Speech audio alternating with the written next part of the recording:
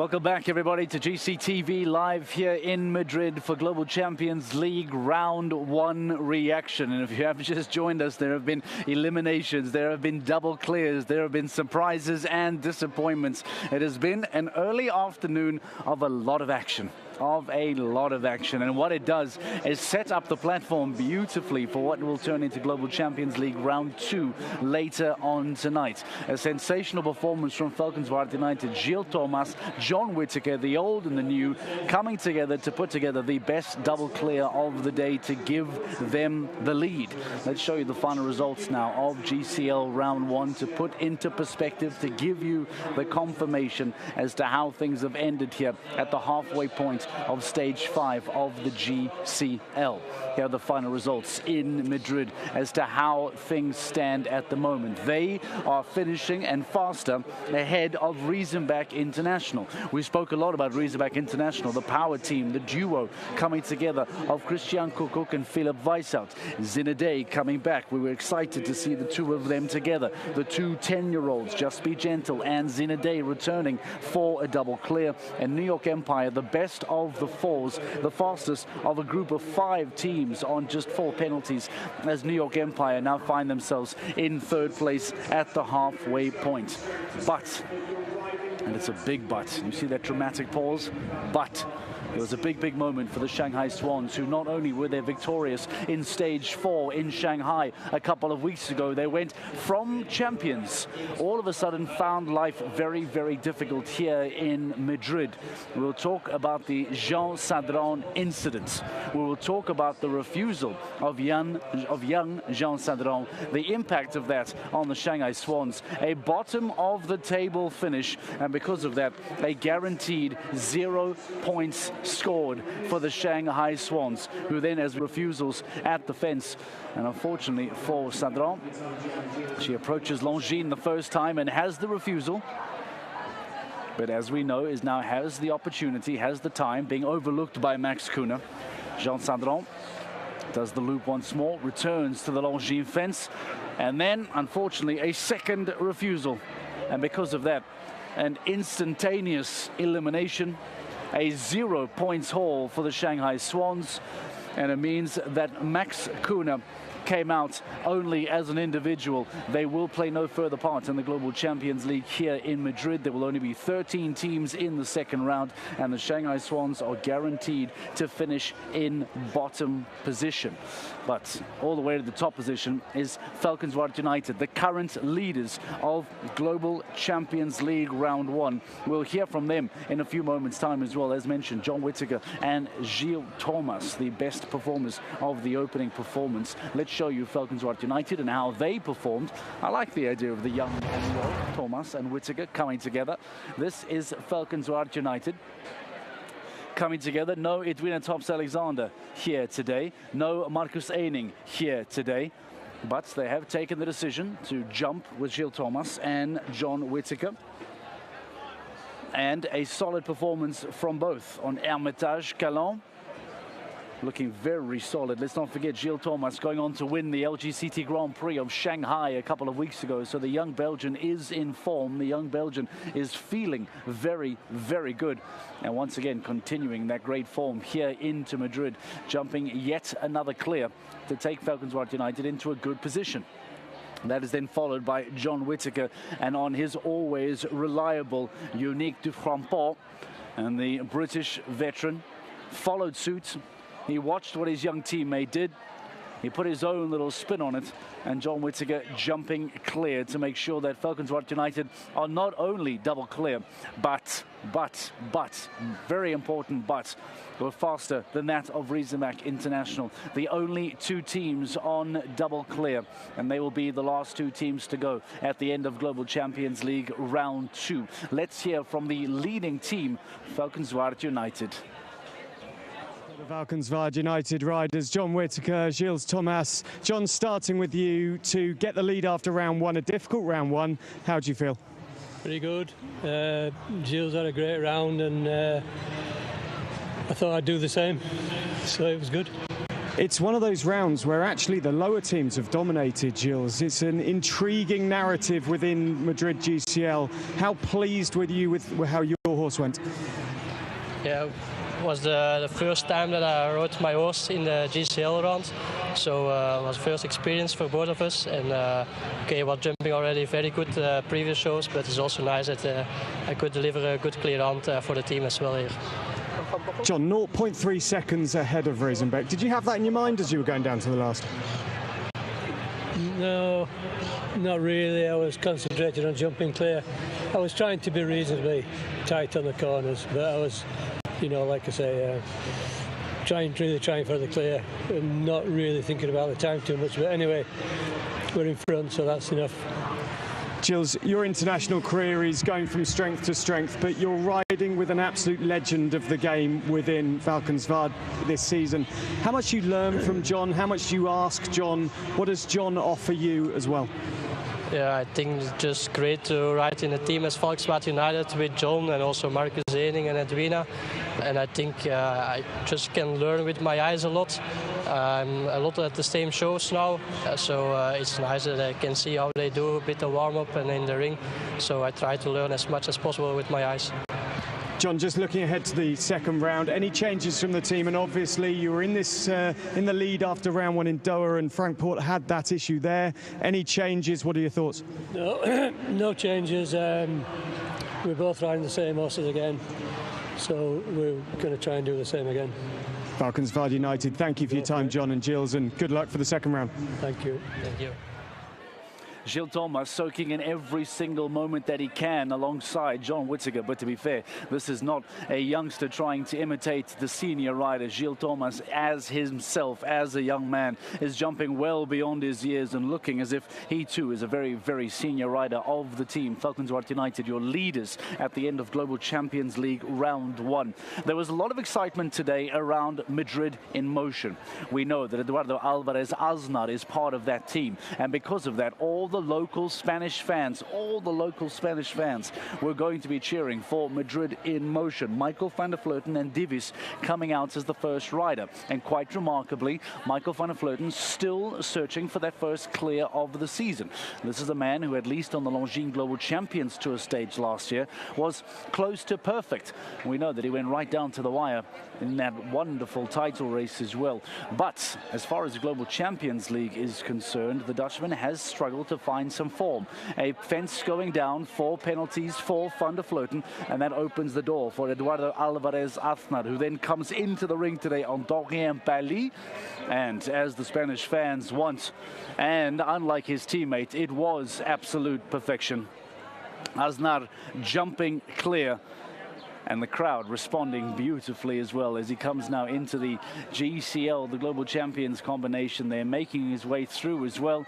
It just looked so smooth. It looked so easy for Aznar, delivering a sensational round there, staying clear, and with that, Madrid Emotion staying as one of the handful of teams, 5 teams if I'm not mistaken, on 4 penalties going into the second round. There was more drama, though. There was more difficulty throughout the rest of the course, though, because for the Mexico Amigos, there was not a very good opening stage of the Global Champions League, because with Nadia Peter-Steiner and Muda Ziada jumping today for Mexico Amigos, who, from a championship perspective, have been very good this season, wanted to be really strong. Unfortunately, for Steiner, there was a 9 and a 17 for Muda Ziada. Let's look back and hear from him as to what went wrong. Muda, for Mexico Amigos, coming in the championship in 4th place, you'd have hoped for better from the first round. How do you feel? Yeah, my horse had 2 faults and a little bit silly faults, you know. I landed, I didn't want to get caught in the slope we spoke about before, you know, so I stayed a little bit too quiet, ended up a little too far off the oxer, counts on me. I jumped everything else out of skin, and then another just fault on the last double verticals. Yeah, it's a pity. We do our best next round and we see how it goes. You spoke about how Santiago, how clever he is as a course designer. He really made you think early on coming down the hill. It seemed really tricky. For sure. I had it in mind, and I came to number 2 quite deep, so I land shallow, and then I have enough room to the oxen. I overdid that, I think. And to the last double of verticals, I thought also against the in-gate. Out of the turn, he puts it in an angle that you only see the forward one, and you cannot go forward for double verticals. And that's again a fault I saw when I was walking, and I didn't really react on it when I was riding. So hopefully next round is going to be better. Quality teams respond in difficult situations. How do Mexico Amigos respond from round 1 to round 2? You're not the only team struggling here. What's the response? What are the changes to pick up as many championship points as you possibly can? Well, me and Nadia, we're going to do our best. Both our horses are definitely capable of doing the job. We hope for a better second round. And I mean, the first round was no disasters, just faults out of tricky lines. So we hope we can do better next round and keep our fingers crossed. Good luck. Thank you. Not the performance that Mexico Amigos were hoping for today. Mudazia, they're having a lot of difficulty coming home in 17. The team go to 26 penalties, and because of that fall all the way down the table. But they will not be at the bottom of that table because of that elimination from Jean Sadron and the Shanghai Swans. From heroes in Shanghai, unfortunately, to quite literally 0 points here in Madrid. That first round elimination means they will not compete in the second round. They will take home 0 points from Madrid, and they will obviously lose quite a lot of ground on the overall championship table. Will history repeat itself for Valkenswaard United? They led in Doha at the halfway point, if you recall, in the opening stage of the season. They weren't able to get over the line in stage 1. Can they keep it together and get over the line in stage 5 here in Madrid? We will wait and see. We'll know those answers by the end of the night. The weather looked as if it wanted to turn. There was some grey clouds starting to form over the Club Campo de Villa here. And now, all of a sudden, quite remarkably, at the break of Global Champions League round 1, a bit of sunshine to get us ready for the big European summer. A huge, important block of events coming up over the next couple of weeks as we get ready for the French Riviera. As we go to the Côte d'Azur, we have Saint-Tropez, we have Cannes, we will head to Paris, Stockholm, etc. But all of that still needs to wait until we can wrap up here, stage 5 in Madrid. So stay with us on GCTV. A lot more to come throughout the rest of the night as we get ready to bring you the second stage, or the second round of Global Champions League, stage 5 in Madrid. Valkenswaard United lead, the fastest of only 2 double clears ahead of Riesenbach International and New York Empire, who are the fastest of the teams on 4. Global Champions League round 2 comes your way in a couple moments, so stay with us on GCTV. We'll take a quick break, and when we return, we'll see you back here in Madrid for GCL round 2.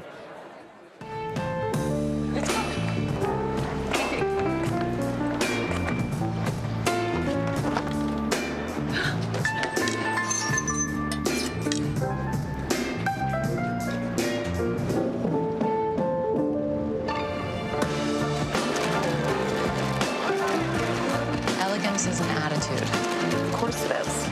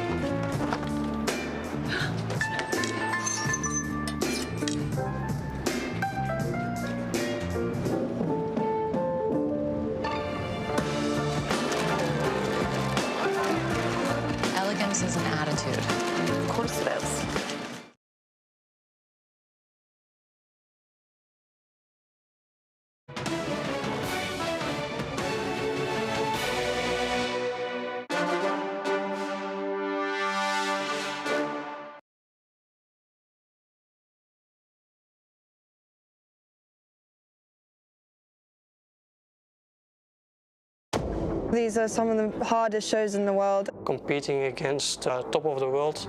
Each team is required to have one under-25 rider. If you're good enough, you make it, and if not, then it's a little difficult. It's not like a car. When it's broken, you bring it to the garage and it's fixed. It's my special horse. Yeah, there it is. He changed my life. What a start from the championship. It's overwhelming. It's a dream come true for me to be here. The score now rises. I'm stressed. You can be on top of the world the one week and then at the bottom of the pile the next week. Ooh, and it comes to a stop. Jumping good as well. They always say you're as good as your last round. Show jumping is down to the finest details. Not trying to be fifth, just trying to be first. Look at that! Unbelievable! That one will be hard to beat. Some of these under-25 riders will be the champions of tomorrow. This feeling is... I'm here to win and not just take part. Global Champions League is the world's most prestigious team competition in show jumping. Top riders join forces to form elite multinational teams, competing for the sport's highest prize money. Come on! Each team is required to have one under-25 rider. On the angle. What a ride! Some of these under-25 riders will be the champions of tomorrow. Oh, he ducks out. It puts me on a new stage that I haven't been on before. Be as good as we can and compete with the people at the higher level. Yeah, you want to do it right for the team. 2 out of 2.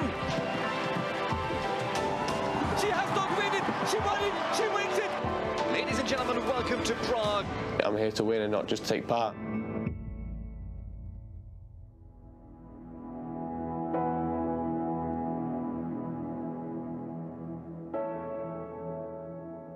In 2006, Olympic medalist Jan Tops founded the Longines Global Champions Tour. The vision was to pit the world's top 30 jumpers against each other in an electrifying series of shows.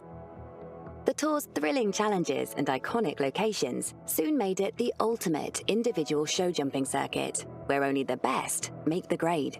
And in 2016, Global Champions added a team league, in which the top riders from different nations join forces. Global Champions League is a team format where 6 riders come together regardless of their nationality. They've got one under-25 rider and 5 plus 25 riders, and that's pretty unique. We believe that, to have young riders getting the experience on the highest level, for them it's a life learning curve, and that's why all the teams are obliged to give the experience to be that you have a rider under 25 in that team. Being part of the Global Champions League is, it's a great opportunity to do these shows, and especially when you have the horses for it, you have a great chance to get into this level. You're competing against top of the world, the best riders, best horses. It's already amazing. A lot of people are watching the Global Champions League, so there's a big impact for my career. So it basically gives me that platform to try and produce my career and get as good as I can and gain all the experience. Dream come true for me to be here. In this series, we follow some of the league's most promising young riders, hungry to prove they've got what it takes to be a global champion. Will they rise to the challenge? You want to be the best rider you can be. I want to try and keep the family name going, obviously, as well, but obviously create my own kind of brand, I guess, in the sport. I want to be the best rider. I want to be the best rider I can be, and hopefully that's the best rider in the world at some point.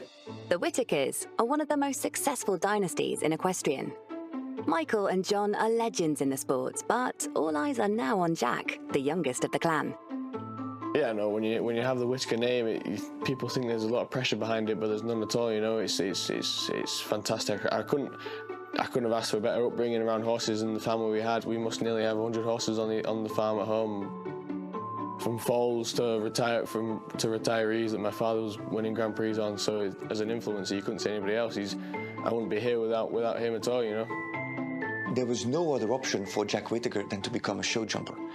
With his father being so successful, his uncle, his nephews, his nieces, siblings, the whole family is so deeply embedded in the sport that there was no other option. If he would not compete, I think he would have been kicked out of the family. I had a much bigger advantage than a lot of other young riders would have had in their time, and I understand that. I'm just trying to take as much advantage of that as possible. For the 2022 championship season, Jack was invited to join the Madrid in Motion team.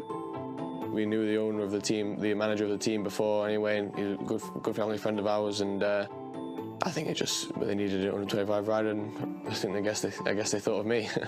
Well, he's one of the most talented young riders from now, and okay, with the surname he has, Whitaker's, for sure he's gonna keep on the legend alive for a long time. I'm not trying to prove myself to anybody, but more I just want to make sure I keep winning, and I deserve to be there, you know. For someone like me to be a part of the Madrid in Motion team, it's a great opportunity to try and further my career, gain as much experience as possible. I won't be able to get into these shows otherwise. Obviously, you want to compete with the team as much as possible and try and hopefully get the team higher up in the rankings. Another young rider getting attention is Ireland's Michael Pender, who's earned his place in the sport thanks to hard work and very supportive horse owners. How I started working at HHS was Marion asked me to ride a pony, and it started from there, and then I'm still here 6 years later working with them.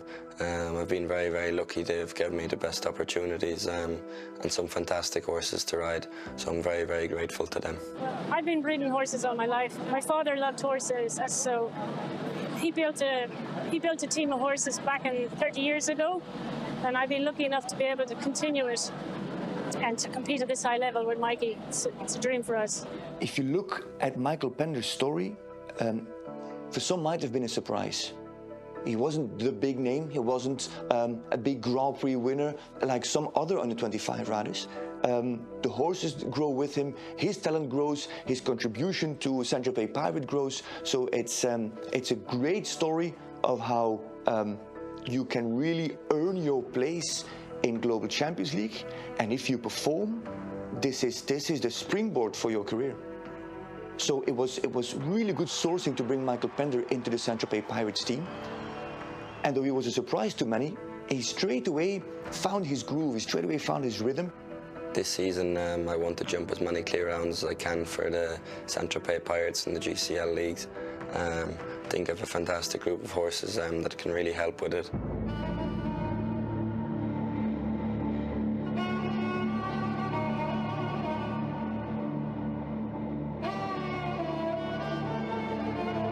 Hello and welcome to the 2022 Global Champions League season. It kicks off right here in Doha, Qatar on the Arabic Peninsula. Each stage of the Longines Global Champions Tour involves 2 rounds of jumping in the team league. Riders jump against the clock and receive penalty points for knocking down fences or exceeding the time allowed. For each round, 2 riders are picked to represent their teams. And in this first stage in Doha, both Jack and Michael get that chance. Jack and Michael both jump clear in the first round, with 1 fence down in the second. But in the end, Jack's team is fastest, earning 3rd place on the podium. It was a great way to kick it all. I rode Calais. I was clear the first day on the team, and I'd 1 down the second day, my mistake. The horse jumped very good. We were a little bit unlucky with the team, but the horses were in good form, and hopefully we can do a bit better. In the heat of Miami Beach, the championship continues, with new young riders joining the tour. Hi, I'm Sanne Thijssen. I'm 23 years old. I'm from the Netherlands. I'm the under-25 rider of Istanbul Sultans in the Global Champions League. Sanne Thijssen hit the spotlight last year in an amazing jump-off with 2021's world #1 rider, Daniel Deusser. Look at that, 46.28 seconds. Unbelievable, unbelievable from Sanne Thijssen.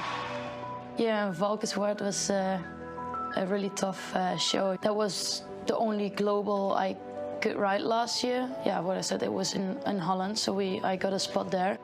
The Longines Global Champions Tour features the world's top show jumpers, but at each location, the best national riders like Sanne are also invited to compete. And Konkidam was in a great shape, and then I had to jump off with Daniel winning it. Being second next to such a great big rider is a good feeling. Of course, you always want to win. I think Istanbul Sultans picked Sanne Thijssen for several reasons. It's a new team with riders that haven't always featured at the level, so they needed a little bit of experience, which is bizarre if you think about it that you go to an under-25 rider for experience, but she already had some experience at 5-star level, but it's that performance in Valkenswaard that really put her in the spotlight, I think.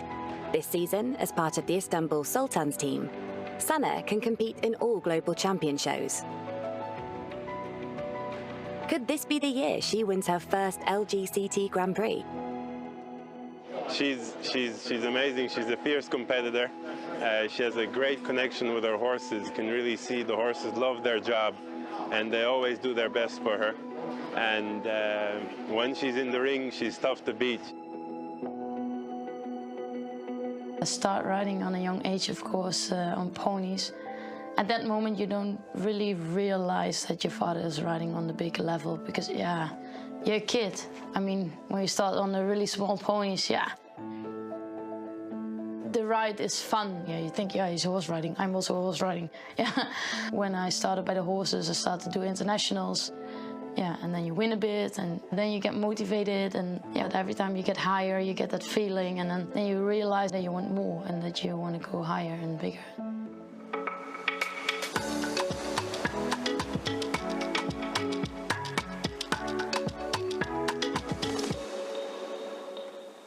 Hello and welcome to Miami Beach Global Champions League. It is the second round of the season's second stage here on South Beach in the state of Florida, the Sunshine State. Miami is quite hot. Actually, we had in Holland, I think 1 week or 2 weeks ago, snowing. So from snow to this weather, it's really intense, yeah. It's an amazing show here in Miami. To have a show so close to the beach, I think it's the only show in the world like this. In each round, teams pick 2 riders and horses to compete, and it comes down to which ones are in the best shape to face the challenge.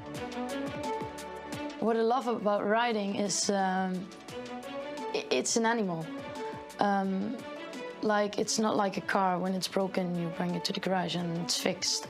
No. If a horse doesn't feel right, you cannot say, hey, come, today you have to do your job right. You have to feel how they are and how you can make a horse happy. I believe it's a fantastic sport to be working with an animal, not just relying on yourself. It's with horses, somebody is good one day and someone is unlucky and it's not their day, and there's always another day. In Miami, Jack's horse needed a rest. Every horse is different. She's a bit sharp and she sees everything, she hears everything, so I thought it was better for us if I could have a few easy rounds. That's Daniel Deusser warming up on Killer Queen. This is Michael Pender. Michael on HHS Calais. It's always a fantastic feeling when you get told you're on the team and to represent the Saint-Tropez Pirates. Today we're riding with Daniel Deusser, one of the best in the world, so hopefully we'll have a good result today. The first round in Miami didn't go so well for Sana and Konkidam, with 3 fences down. Well, that was a bit disappointing. The whole season he never had 3 down, and today we have 3 down. Shit happens. Well, that's a sport, huh? But you do want to do it right for the team. It was a better day for Michael, who jumped clear for the team with his Irish superstar, Calais. Yeah, I'm absolutely delighted. It's fantastic to jump a clear round for the Saint-Tropez Pirates. I'm absolutely delighted. Michael Pender is a very young rider in our team, but you don't really realize, or you don't really feel it with him. He's very experienced already. Actually, he performed much better than me today. He jumped a clear round. I had 4 faults afterwards. Yeah, I hope I can do it better than on Saturday. In round 2, the pressure's now on for Michael to deliver a double clear for the team. Show jumping is down to the finest details, the smallest of margins. And here's that difficult triple, and no, he can't.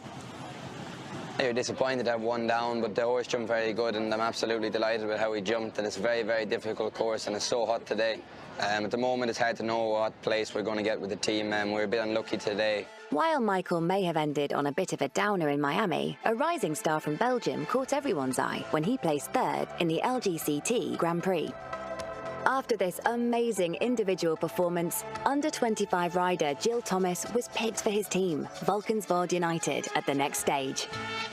Welcome to Mexico City for the third launching Global Champions Tour Grand Prix of the 2022 season. Welcome at the Campo Marte, the battlefield.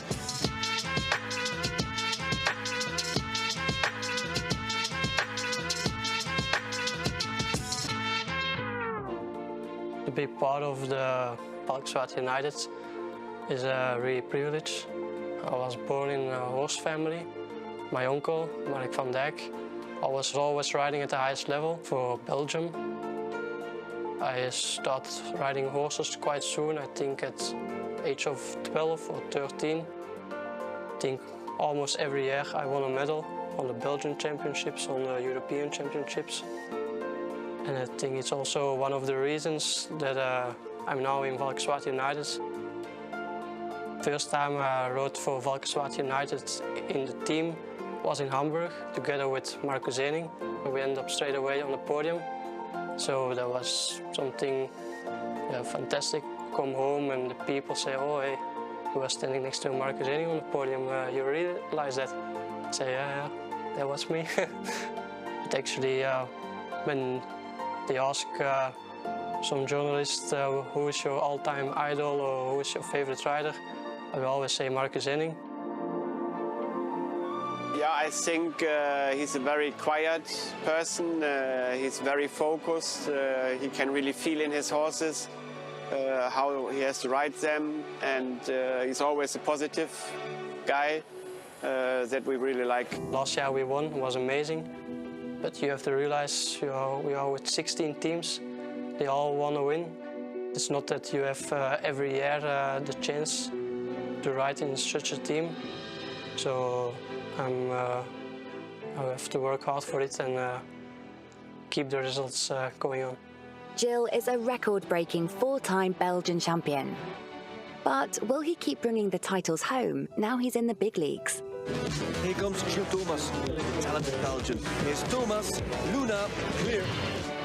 They were super strong, and I don't think they wanted to risk bringing in Gilles Thomas when they had Ening, when they had Fredriksson, when they had Edwina Tops-Alexander. Now the season for Volkswagen United is completely different. Gilles Thomas is 1 year older, his horses are 1 year older, and all of a sudden you see that he's becoming, I'm not going to call him the cornerstone of the team, but he's really contributing. If the stats prove it, I mean, he produced the lowest average score of the entire team.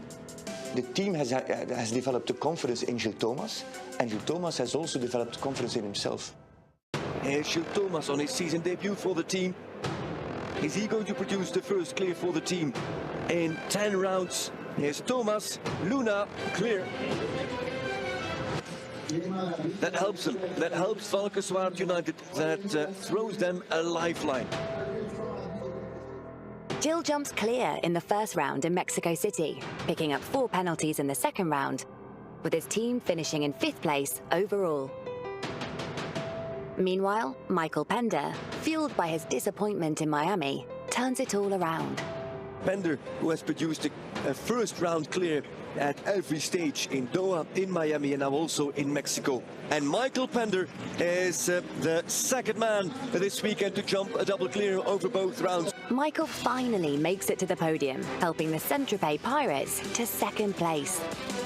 I mean, and Mikey is a star. I mean, he's a genius. I knew he was going to make it to this level, and he is a young rider, but he is an old head on young shoulders. Meanwhile, Jack Whittaker is in trouble.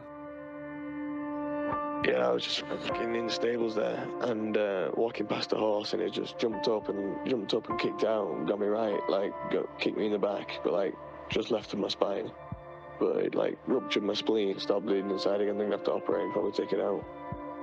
While Jack doesn't know how long his spleen injury will keep him out of action this season, Sanna and Gilles get another chance to stand out when the championship comes back to Europe in vibrant Madrid. Even when they're not riding for their Global Champions League team, being a part of these world-class events lets these young stars shine.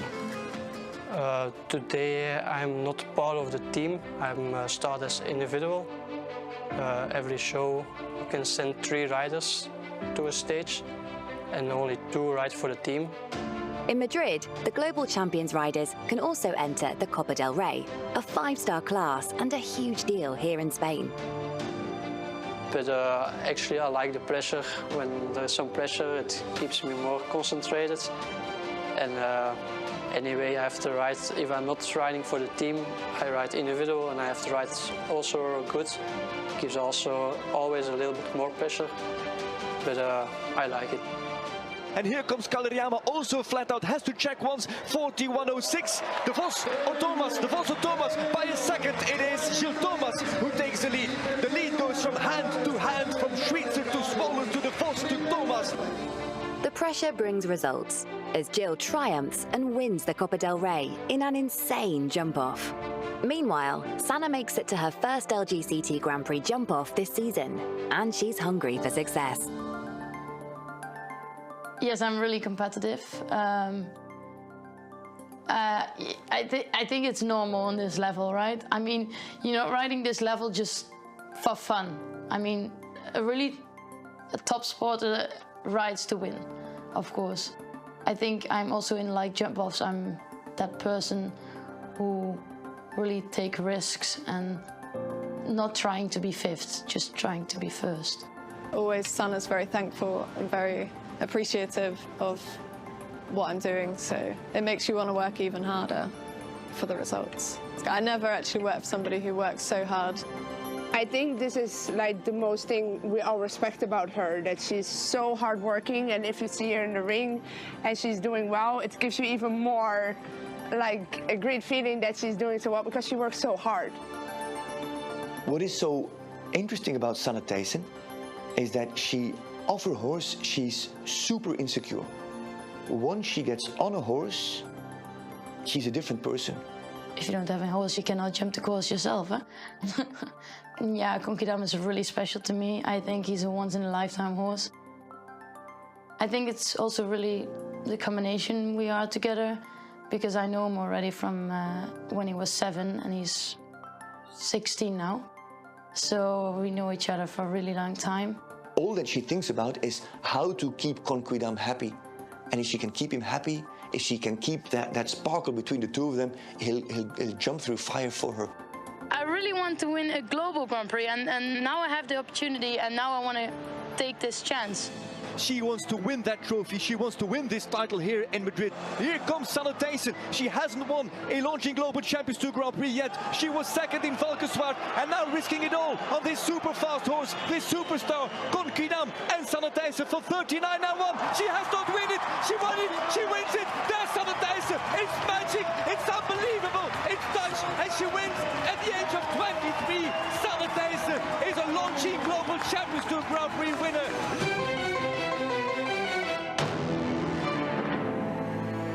This feeling is, you can't even put words on it. I can't even speak at the moment. I can't breathe at the moment. But my horse did such an amazing job, and everything came out after the last fence. I was screaming like... It's almost impossible to enter these shows if you're not in a team. And that's what makes this format so unique, that it's really like a greenhouse, a climate, an environment where talent can develop. So it's creating the stars of tomorrow already today.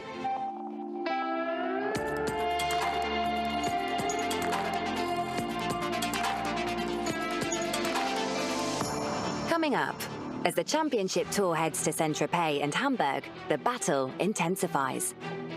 All eyes are on Gilles and Sanne. Can they keep up their game? I don't think that people see me now as a kid anymore. Michael fights to keep the clear rounds coming for his team, and Jack is hopeful for a comeback. There's so many youngsters with a great vibe, with a great personality, feeling privileged to ride on those teams, bringing extra energy, extra juice. It all adds to the excitement.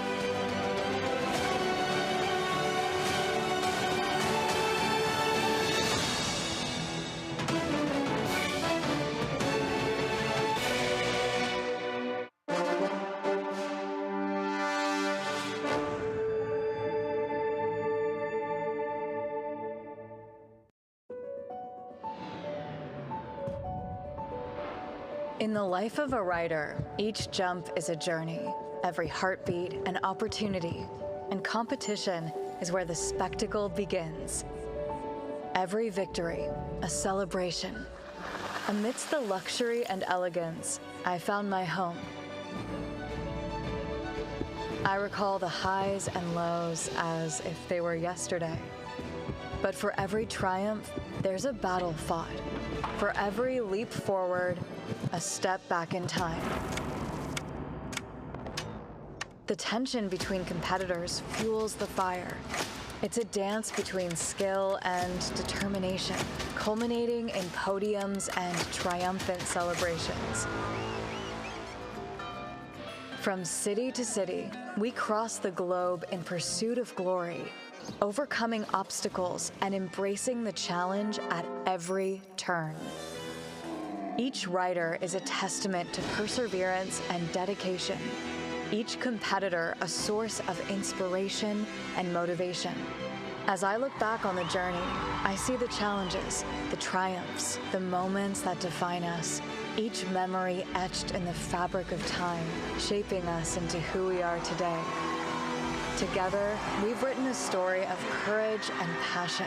And as we gaze towards the future, let us remember that the true essence of sport lies not in the outcome, but in the journey it inspires. Today begins a new story, and I want to live it with you here in the new season of the Longines Global Champions Tour and Global Champions League. Don't miss out on the Global Champions 2024 season.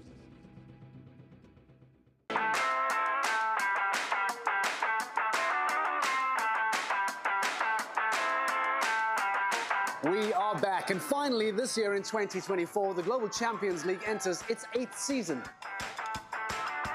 It's a team championship over 15 stages, with riders of different nationalities competing on each team. Every team has a team manager who selects a maximum of 6 riders for the season, and they must contain at least one under 25.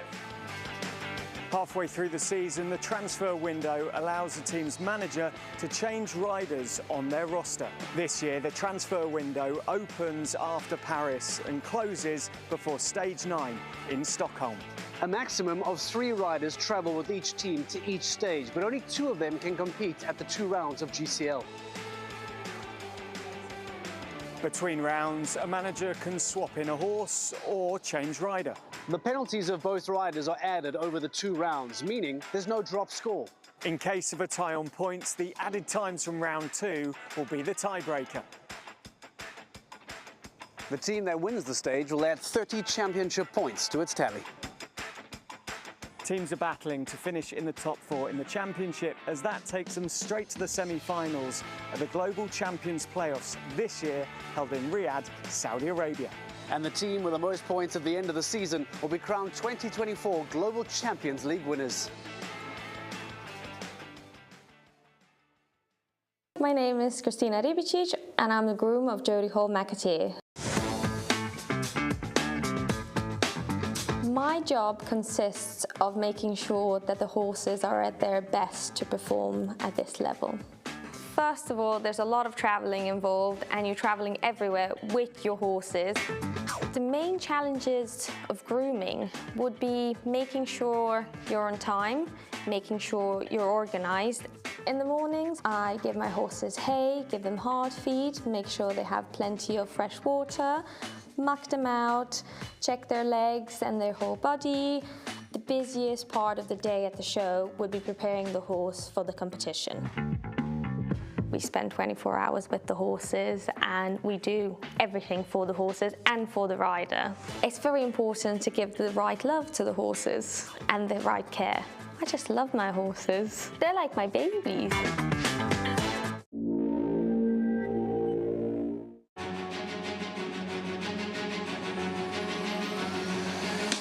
Courageous, organized, dedication, skillful, artist, modern, genius, perfection. I'm trying to get in the right state of mind. I am Peder Fredriksson.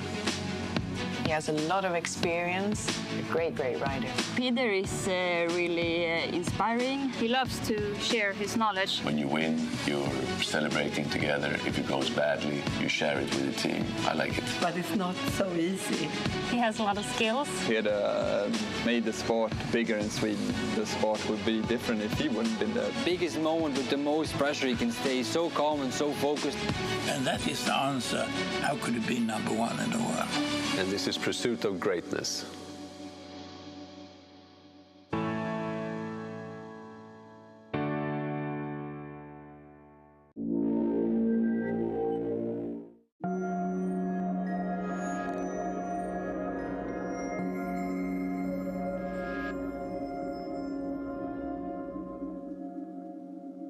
Innovation for me comes as part of my work as being a rider and a competition rider and horseman. When you're on a certain level and you want to become better, obviously you cannot do the same. And then you have to develop new things and try new things. And you have to be brave and you have to accept maybe you try 10 things. None of them might work. But if one is working, it's going to be worth it because then you're going to take one little step forward. That has driven me to develop new things.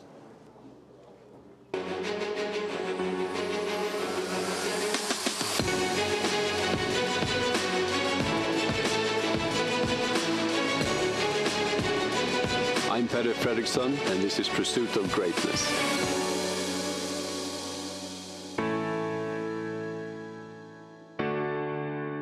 To invent new things, you have to have knowledge. It's not enough just to say, I would like to do something new. If you don't have the background and the experience, I'm actually not only for new things. You know, I'm really respecting traditions. You know, a long time ago, I read Alois Podolsky's book, The Horse and Rider from the Spanish Riding Schools. I read 3 times, and you can learn so much from it. I realized that the better the horses feel, the happier they are, the better they will perform. So I've made some changes during the years for 2 reasons. One is because I like the horses. I want them to have a good life.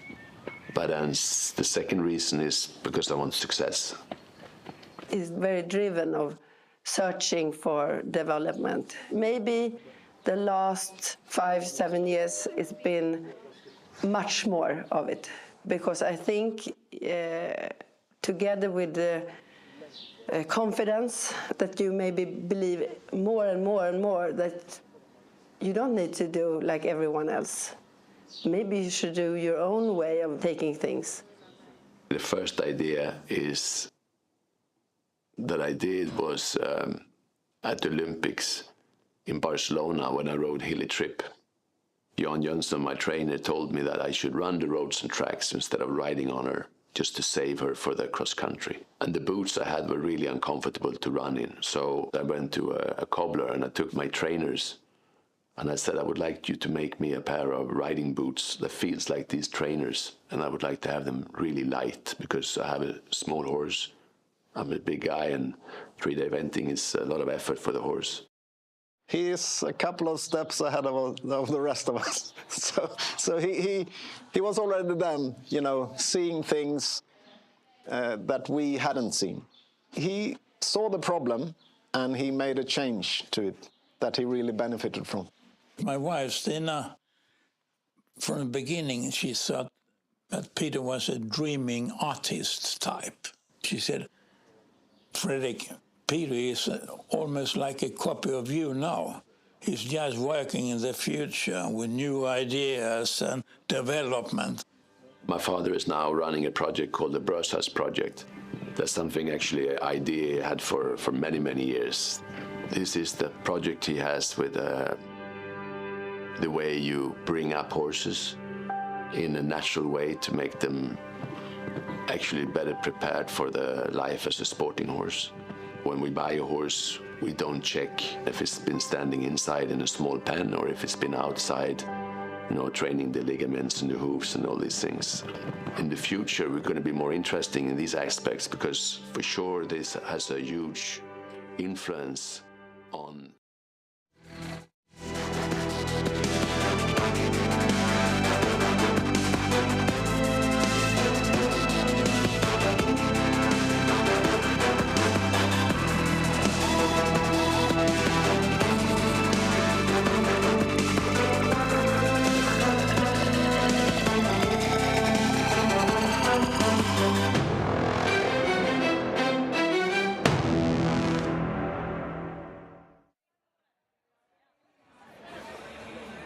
Welcome along, everybody. This is Global Champions League Round 2 live from the Club Campo de Mavia Madrid here. We are really excited to see how this is going to play out. As you can see over my shoulder, Round 2 course walk is officially underway. All of the riders competing in that second round are officially inside the ring. They are busy measuring their strides. They are taking their notes, and they are trying to work out how best to tackle this arena, this ring that has been set. Will be standing by. We'll go to him in a few moments' time. We'll go back to Dan Strange, who will be inside the ring talking to some of the newcomers in for round 2, talking to perhaps the leaders or struggles or the surprises of Global Champions League round 1. So stay with us as we continue to prepare and break down what is taking place. First and foremost, though, let's take a look at what a virtual ranking looks like. If Global Champions League were to end now as it stands without a second round, this is how things would look. Cannes Stars would still hold on to their lead, but there would be a climb for New York Empire, who currently, as it stands, in third place, would jump up to second place with their 21 points. Doha Falcons would continue to improve. Falcons United, who lead the fastest of the 2 double clears, would take home the maximum 30 points and jump up to 34. And Razorback International, powered by Kingsland, so much talk around them needing to be good today, needing to win today. Christian Kuckuck and Philipp Weissaut in for the Germans. If they were to finish in second place, this is a virtual standing. If they were to finish in second place, take home 25 points, they would jump up to 82 and find themselves in 7th place on the table. Mexico Amigos would struggle with only 9, and Scandinavian Vikings, well, disappointment for them. They certainly would not climb. And the Shanghai Swans, who take home 0 points, would actually be far worse off than that as well. So there's the virtual rankings here in Madrid as we get ready for the second round of Global Champions League. Now, a lot more to look forward to and a lot more to chat about. As we mentioned, Frederik de Backer is standing by for us as we get ready to take a look at how round 2 is going to shape up. Frederik de Backer, welcome back to the show. Round 1 is done. Round 2 about to get underway. Let's start by talking changes. Which teams have done what? Well, two teams have not done anything at all, Mark. Those are Monaco Aces, powered by Lion of Portugal on one side. On the other side, as they already mentioned in their leading team interview, it is Valkenswaard United, where Gilles Thomas stays with Hermitage Cologne and where John Whittaker stays with Equine America Unique de Francfort. Hermitage Cologne is going to jump his first meter 60 class, Mark. It's important. The horse has never jumped at meter 60 level before. Everybody thinks the world of that horse. It's the first time that he'll be able to show it, but it's at a crucial moment. I don't need to remind you of what happened in Doha 2 months ago when, at that point, Equine America de Francfort was lost to go with John Whittaker, and that horse spun out, and it cost Valkenswaard United their first win of the championship, and at that point, even the lead in the teams. The horse changes, and then you have to talk about to make changes. We see starters come in. Horse, but we have to look at the of round 1 for those significant horse changes. Riesenbeck International bring in Checker and Kobe. It is New York Empire bring in Hello Jefferson and Hardessa. Madrid in Motion bring in Beauville Z and Rockefeller de Pleville, Bois Comac. So at the end, we've got some very strong horses coming in. Balutinho comes in for Laura Kraut. So there's quite some significant and exciting horses coming in. And you just wonder that for some, it isn't too late the ones that I mentioned, Madrid, New York, and Riesebeck, for them, they are still full in the game. But if you look at, for example, Doha Falcons with Willem Vermeer going to IQ, Simon de Lestre going to Dexter Fontenay on a score of 12, it feels like that will be too late. Same for Stockholm Hearts, who are on 16, where Nicolas Philippaerts comes in on Moya van de Bisschop. I am afraid that that is also too little, too late. So, Frederick, now I'm really going to test you, because if it's hard enough to pick favorites at the start of Global Champions League Round 1, which, to your credit, you normally always do very, very well. Based on what you've told me, if I think about these changes, if I think about Madrid Emotion, I see Riesebeck International, Falcons Ward United, etc. How do you begin to even look at who might be a favorite for the title here in Madrid? Where do your favorites lie for GCL Round 2? For the title, purely for the win, you have to look within the teams on 4 penalties, Mark. I don't see a team on 8. They might make it onto the podium, but not to win the stage. Teams on 4 penalties, Rogue Gladiators, Denver de Talma comes in. Balotino is a great horse, but I don't have my money on them. I don't think it's going to come from Istanbul Warriors. If we are talking winning, Mark, winning, I'm looking at the last 4 teams on the start list, and I'm not thinking of Falcons Ward United. I am thinking of New York or Riesebeck. And if you twist my arm, I have to go for the 2-time champions, Riesebeck International. All right, Frederick de Backer, if I have to twist your arm, I like that. Right, Frederick de Backer, we'll come back to you a little bit later on. We're going to find out what Santiago Varela has put together here for Madrid for Round 2. As once again, as you can see, there's this beautiful break in the clouds, and the summer sun has just opened up over this beautiful arena as the riders just over my shoulder continue with their course walk today. Now, speaking of course walk, speaking of riders, oh, take a look at that. As we said, the beautiful sun open up on the arena as we get ready for the summer season here. Dan Strange is inside that ring, and he is standing by with one of the favorites, arguably, as we said in the beginning of the day. Riesebeck International, powered by Kingsland, were going to be the team to look out for.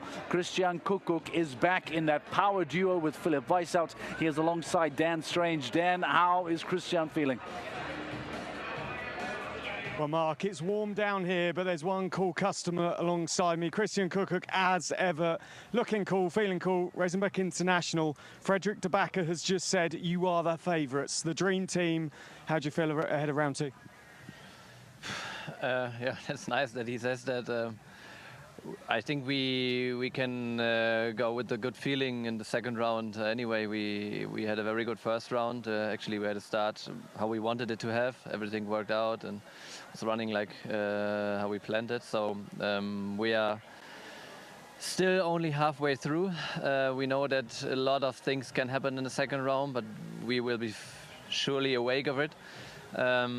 We changed both of our horses now. I hope that's a good choice anyway for us. We have now Checker and Kobe with a lot of experience. So I think that's actually something good to have here in this big, huge grass arenas. When I look at the course now, actually it looks quite long. He's using the whole arena. We have not so many short distances. There's only one 5-stride distance towards the end, which is the shortest stride line here over the whole course. I would say the height is fair, but he's using quite clever the up and downhill parts of that arena. There's many places where you have to canter a bit up the hill, jump up the hill, then you go downhill, jump a tall vertical downhill.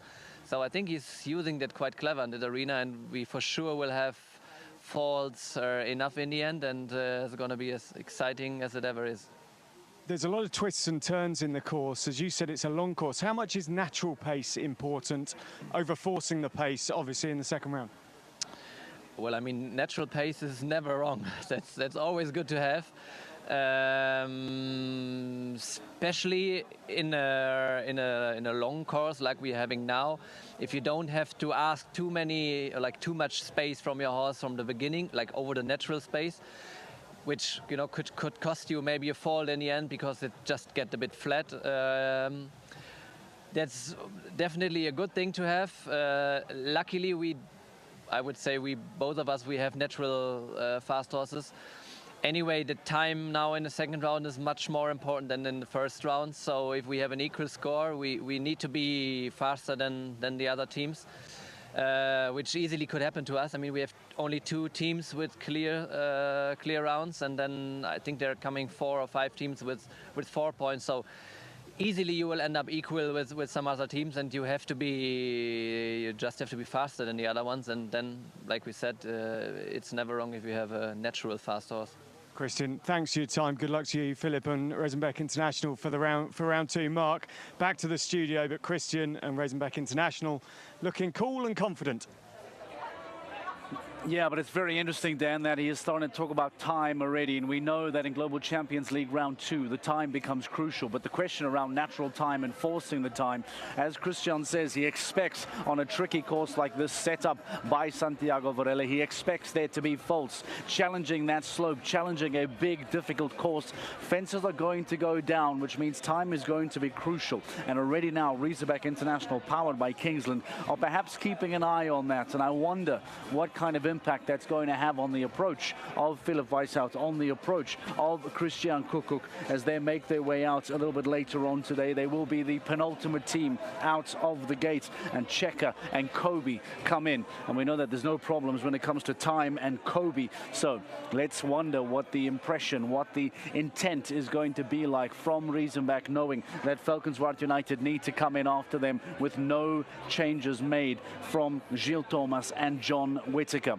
More preparation from Global Champions League round 2 coming up in a few moments' time. We are live from Madrid. This is GCTV. We take a break. When we return, we get ready for Global Champions League round 2.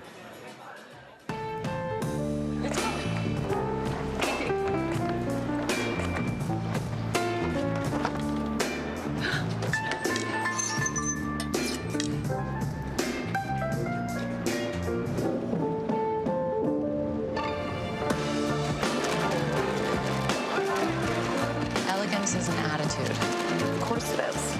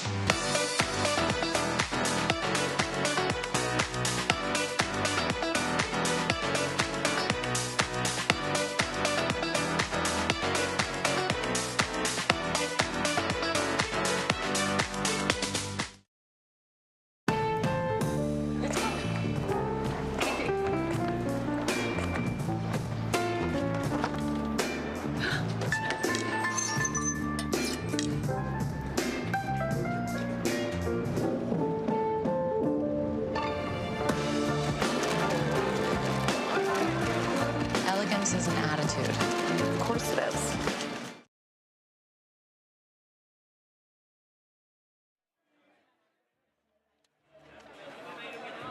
Welcome back to GCTV, everybody. This is live from Madrid, Global Champions League Stage 5, as we get ready to get some thoughts and some reaction from Frederick De Backer. Frederick, let's talk about what Santiago Varela has put together here. Round 1 was intriguing. Does the slope come into play again? What can we expect for GCL round 2? Well, Mark, the slope, that's a slope will always be in there, but it does feel that he wants to play with it less than in round one. Have a look at what he's built already. Just the first 3 fences really made it somewhat of a speed class.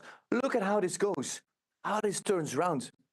So really a lot of plays to make it a shorter turn, or maybe a wider turn to lose or to win time. Same here again. Go wide or go short in order to adapt your approach to the team tactics. That's one thing that really stands out. By the way, what I just heard from those riders, those first 2 oxers, which are normally quite fair, quite nice to start into the rhythm, straight away 2 very, very big oxers. And this oxer is slightly downhill, so keep an eye on the front rail at fence number 2. As you make your way and make your rhythm from fence 1 to fence 2 over to fence 3, next it is quite a flowing 6 stride. So if you're in that rhythm, those 6 will be nice. If you've been riding a little bit secure, a little bit safe, the 6 will get a little bit longish. So actually, it does feel that if you start with a good flow in here, it will be nicer here as well. You don't have to fiddle with that rhythm as much as you would otherwise have to do. It's a little bit what Christian Koekkoek already said. Try to keep your same rhythm and don't use or exaggerate on burning energy early in the course. And then this is where the slope comes in. Then here you go uphill. And here again, you've got that highest point of the arena. You come uphill. And I don't know where this sits. Is this still uphill or is this still downhill? I don't know where that fifth fence sits, rather. And the question is, because you've got an option. From 5 to 6, there is an outside 8 and there is an inside 7. Now, there's a lot to say about that line. Normally, coming in on 7 strides, you take 1 stride out and you would say that you are riding faster than normal. But if you can keep the pace and you can keep this nice and tidy and jump a little bit to the outside, again, swarm to the outside and stay moving on 8 strides, that is actually fairly reasonable. So reducing or getting straighter, going wider here to get straight for the 7 strides might actually cost you more time than it would normally do. Next is a triple combination, 7 A oxer and 2 strides, and then that smart double of verticals by the grandstands right there. The 2 strides, horses often speed up. We've seen it already through the season. So again, that the double of verticals at the end of the triple combination is something that stands out. Wondering how many will get caught into those double of uprights at the end. It's a standard 7 next to come out of that combination. And then again, like I said, he's kind of building this as a real speed class. You go up the hill, and then where does this fence sit? Yep, I do think it's downhill. As from here, you go downhill to fence 9. So do mind that vertical. I think it's of Mahou. And then about that rollback. This is real speed class. This is real jump off material right there, Mark, in that approach. It's a standard 5 that follow in the line after from 10 to 11. But this turn is going to be a very interesting one for those teams on 4 penalties, or those teams that are still on double clear and that are fighting for the time. Imagine that Kobe or that Checo would have a fence down. This is one of those places where those teams and those horses can make up a lot of time. And then you've got that pace, you've got that speed. It's not overly bulky in the second part of this course. And then it gets very light. Fence 12 and fence 13, a plank at the final fence, and a very airy, very delicate fence at 12. Downhill again. Horses open, balanced a little bit off, riding for the win, riding for a fast 4, a fast clear, who will tell? Those are 2 fences to keep an eye on. But there's 2 more things. Just keep an eye, Mark. 1 turn, 2 turns. Here's a long turn. This is a long turn. And this is a long turn. Lots of places to win time. Mark, this is really built as a speed class. Santiago Varela is really going to test them how fast they want to go and they dare to go. Those 7 teams within 1 rail of each other. Right, thank you very much. Frederic Tobacco winding, bending lines. If 11A was a bogey fence in round one, now all of a sudden it becomes a speed course. It becomes an instant jump off for Global Champions League round two, as Santiago Varela has really decided to make time a factor here. Which of these teams then are going to best execute that? Which of these teams, after fences may well fall, are going to be able to dedicate those turns, those bends as best as possible? Let's take a look at the current rankings. We remind you and give you an idea as to how things stand here in Global Champions League round two. Two teams on double clear. Valkenswaard United and Razorback International separated only by time. Then 5 teams on 4. New York Empire, the best of those teams. But Madrid Emotion, Istanbul Warriors, Monaco Aces and Rome Gladiators still very much in the hunt. Just a single fence away from the leading 2 teams. So they'll be feeling as if they are still very much in with a shout here in Madrid, with just a single fence separating themselves and Razorback International and Valkenswaard United. And then, as Frederick pointed out, might be a stretch too far for the teams on 8, 12 and of course 16 and 17 for the teams in the bottom half to put themselves in contention for a 2024 Madrid title here in the Global Champions League. That is the stadium announcer getting us ready. That is the start of the rest of the afternoon, the early stages of the evening here in Madrid. There are a handful of individuals still to come. They will all be available for you for free here on GCTV. And if you want to watch the teams, you need to make sure that you go on and subscribe for your GCTV live pass. The action continues live here in Madrid. This is GCTV, and the second round of Global Champions League is around the corner. We'll see you soon.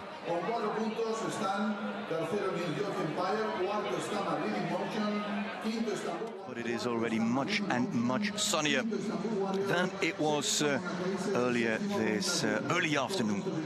Now late afternoon, which is still a beautiful moment here in the Spanish capital, as Christian Kukuk finds himself a bit more fruit to top up on energy and on vitamins ahead of this second round of Global Champions League, but also Grand Prix qualifier, of course, coming up, as we have got a Grand Prix qualifier with 46 riders in it, and that means that 6 riders will not make the cut for the Grand Prix, the 5th Grand Prix of the season of the launching Global Champions Tour Grand Prix, to be held here on Sunday, not tomorrow. So there is a day break. There's a day's break between the qualifier and the Grand Prix. Santiago Varela has built the course. He informs us that his time allowed is set at 50 or at 80, or was it 84 seconds?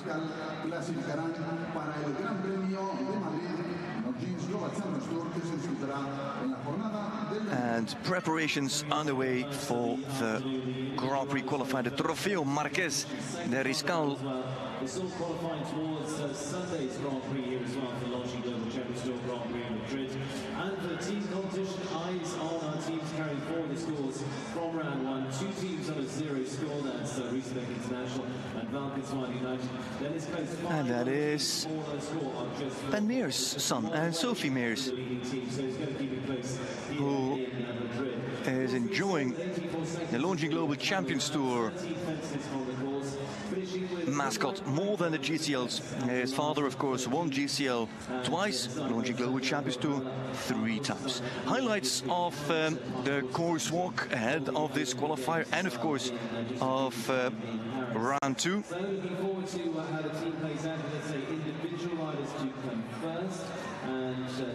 The Belgians with Philippe Aerts and Bruinseels, and Scott Brash, a 12-time LGCT Grand Prix winner, and with that he holds the record. Here is the start list of this qualification. Jérôme Guéry on Carreca LS Elite, then Mariano Martinez Bastida, Fernando Martinez Sommer has come off the Prague Lions team, then Teresa Blasquez Abascal with Nazada Toxandria, and so it continues, as at one point we meet up with the team riders, but that is only after we meet Max Kühner.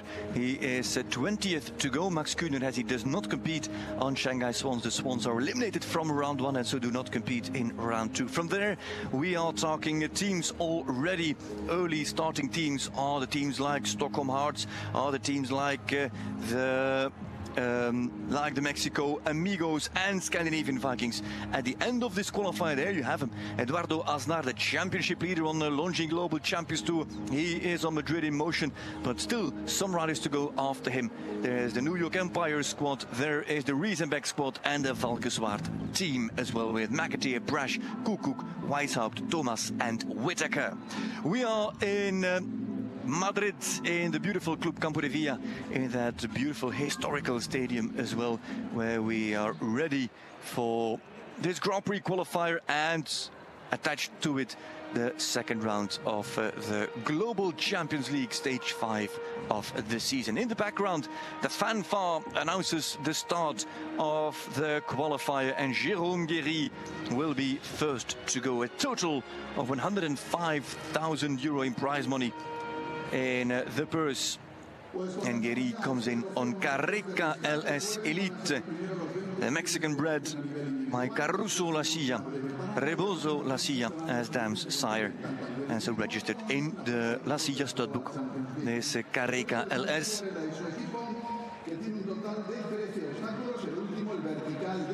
And if you ever hear of these horses and you hear the name La Silla, that is literally the stud farm, the breeding farm of the Romo family. If it has LS in the name, like Carreca LS Elite, then it is registered in the La Silla stud book. And of course the horses of the Romo family are registered in the stud book, so means that they have an LS behind the name and the La Silla as they've bred it. This Carreca LS is bred by Rodrigo Padilla Olvera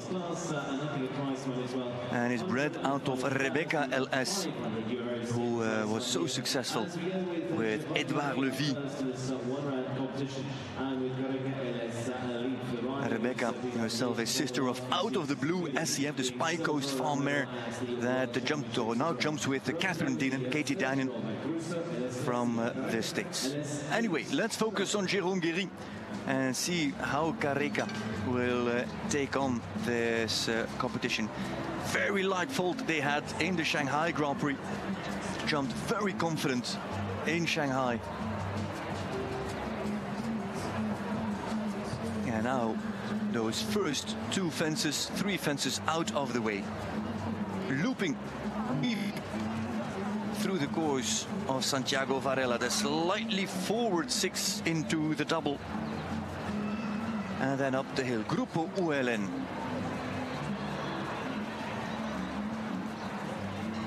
The holding 8. And then you have to turn right into the triple. You go downhill, the balance goes downhill as well of the horses. And now slow down. Very quick in there in the legs. Great jumping from Carreca. And it's the front rail of Porsche that goes now on the 7 strides. Next is the rollback. Ola, and then the rollback to Caser Seguros.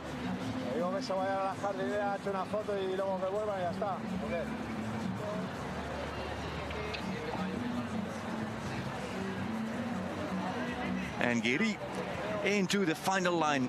Very delicate material there. And the final fence is a blank, delicate stuff as well. As horses have been opening up, there you have it, 81.34, 4 penalties for Jérôme Guéry with the Carreca LS. It's not a clear, but in theory, it is a result that should take him into the Grand Prix of tomorrow. Jérôme Guéry and Carreca. Time allowed 84 seconds. Guéry finished in 81.34.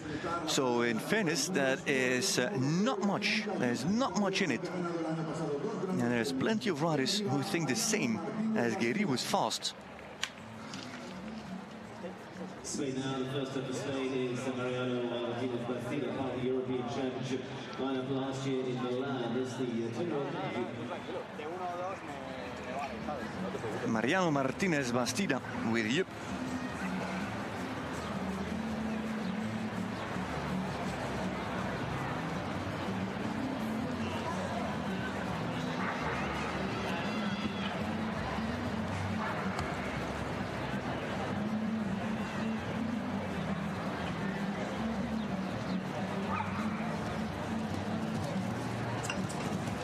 wide and then well out. Jumped it well. He's not going as fast as Guéry, and Guéry was in at 81.34. Gives him a lot of room on 8, and now might risk to lose too much time. Mariano Martinez Bastida tries to curve him through that triple combination, holds him for the 7 up to Porsche. But the 84 seconds might be too tight for the Spaniard.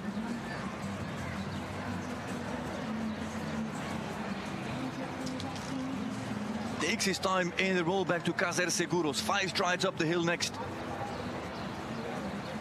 Holds him for 5. Into the final line. He's got 14 seconds to get home. Quite a bit to gallop still.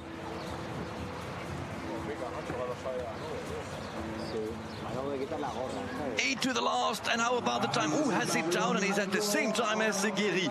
4 penalties in 81.88. The plank for Mariano Martinez Bastida, with him finishing 2.2 seconds inside the time allowed. One could think that the time is reasonable and doable, but you've got nothing to spare. That's clear. It's not a killing time allowed. Ooh, and he was off. Yeah, he came there on 8. Let's keep an eye on that. If others would ride 9, of course, an extra stride would have brought him closer to the time allowed. The challenge now for FMS, Fernando Martinez Sommer with Korbacher in round 1 of Global Champions League. Had a fault. Now, fresh Korbacher gets a second run. You land and straight away you must turn. The bonsai trees.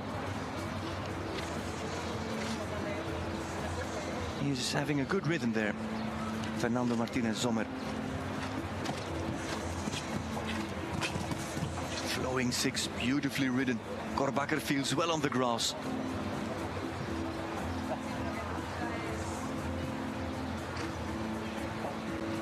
Gave that plenty of air as well. Goes for the 8 strides, doesn't risk the 7. There is a 7. If you want to be extremely competitive and fast, there is a 7. But you don't want to come flying into this triple combination.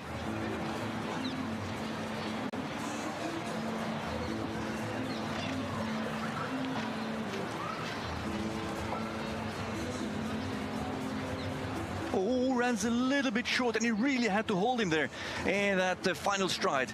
Good support from Fernando Martinez Sommer. Little rub there on the vertical. Final fences coming up. FMS, final Luxor. He rides an extra stride to the plank and leaves that one up. And look at that, he is a second inside the time. The clear round from Fernando Martinez Sommer from Mexico. A second inside the time, just under. And the first clear with Mexican influence. I've seen times faster, but it is the 0 that goes to number 1 spot. Fernando Martinez Sommer sets the pace now for the rest with Korbacher.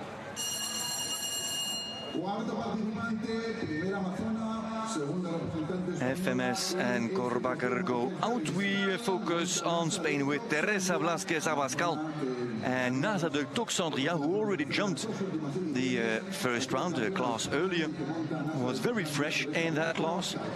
Maybe that was the perfect setup to jump this qualifier. Maybe have a bit more control, but it starts there again to get hectic at the second fence. Teresa Blasquez.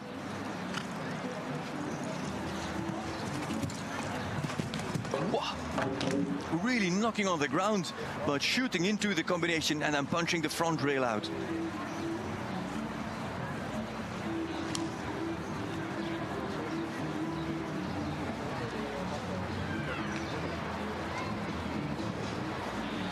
Eight to the uprights. And the triple. Naturally a fast horse. This is Nasa de Toxandria.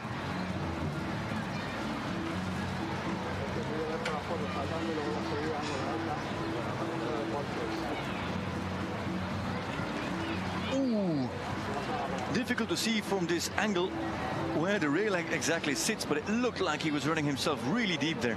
Naza. That's a mare, Naza. So she. Have to be careful these days. Time allowed, as mentioned, 84 seconds. Flies over that oxer. And there, the time penalty just escaped by half a second. 83.54. Teresa Blasquez Abascal and Naza de Toxandria. One down, 4 penalties. Early in that combination at 4AB. See how deep he flies into that combination. There, her husband, Armando Trapote.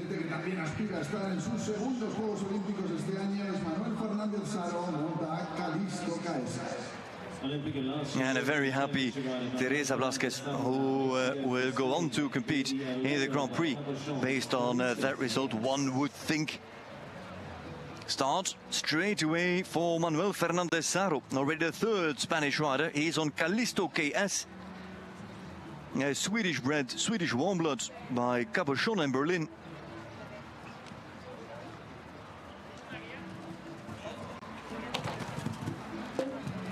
Oh, and he had to work in that combination already at the first fence, and I don't think that Callisto has jumped that many big classes in his career. Callisto is 11. Indeed, this is his first meter 60 class. Bred at Stal Kristineberg in Sweden.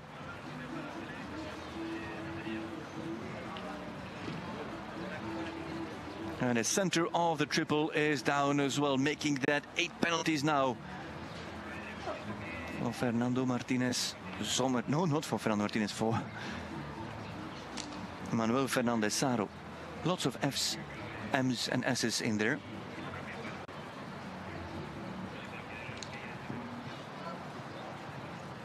Light rub, just getting used to the height. As Manuel Fernandez Saro comes home for the final line on a score of 12. He'll be touch and go on whether he will qualify for the Grand Prix or not. Time penalty will be added. Oh, that's going to be difficult. 17 is the score for Manuel Fernandez Saro. That might mean that there is no Grand Prix for him. He's been already in good form in previous years in the Madrid Grand Prix. Always a highlight in his season. But the inexperience at this point in the career of Callisto might cost him the qualification for the Grand Prix on Sunday afternoon here at the beautiful Campo de Villa. Manuel Fernandez Saro with Callisto.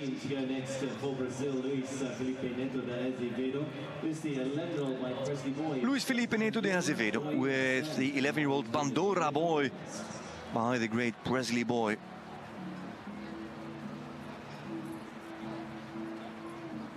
And so, again, this weekend, no outing for the youngster on the Monaco Aces, powered by a line of Porsches team. He's knocking on the door. His father and Duarte Shebra make up the team this weekend. He can mature, ripen in the shadow before being exposed to the pressure on Global Champions League.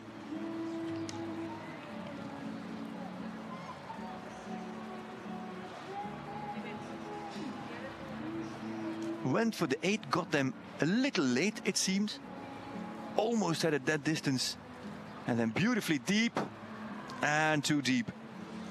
The idea was good to get a deep stride to the Oxer for him to slow down. But it was too deep. Too far past the point of takeoff. And so it is 4 penalties for the junior, for Luis Felipe Neto de Azevedo, his father to come later on Global Champions League. Yeah, it was a good turn.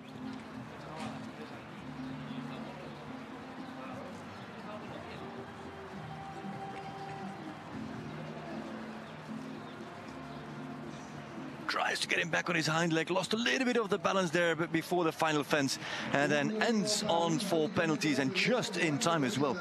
That is well played by Luis Felipe Neto de Azevedo and Pandora Boy. Finishing on just 4:83.43, and she's fourth place so far for the Brazilian Luis Felipe Neto Azevedo and Pandora Boiseca in 2 points. La zona francesa no le han ido bien las cosas en la prueba anterior, ahora monta su mejor caballo Dexter Becker-Glen, ella es Jean Sadran. He's on to France now and riding finishing well in the Monaco Grand Prix last year is Jean Sadran. It would have been expected to ride on GCL, but their elimination in round 1 meant that the team Shanghai Swans do not compete in round 2, and so she competes as individual. Jean Sadran here with Dexter de Kerglen.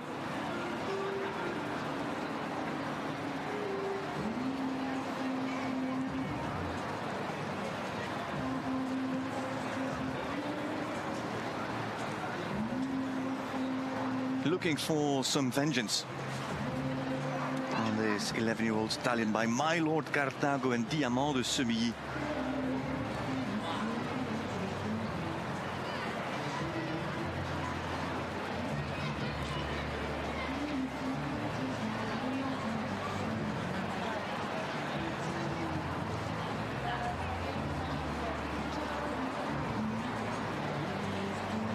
Good run, good turn.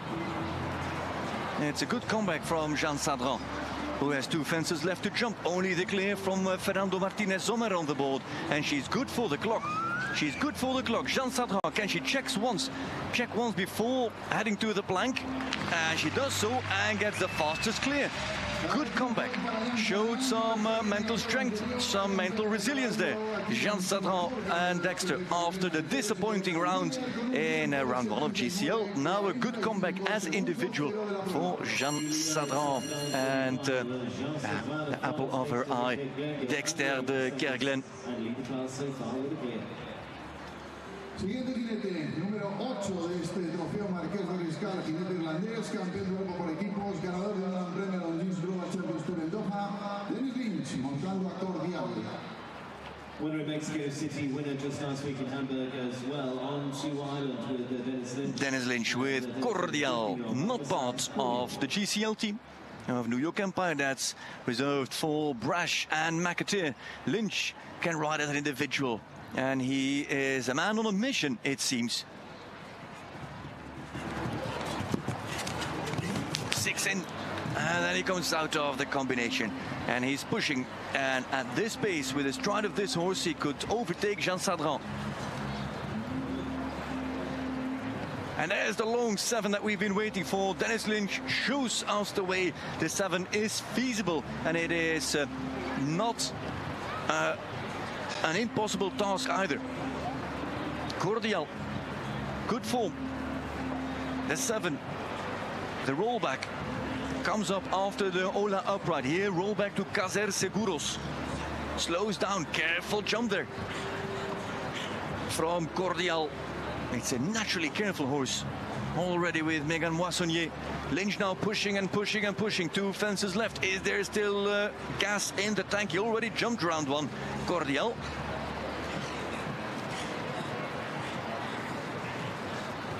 And the last and over.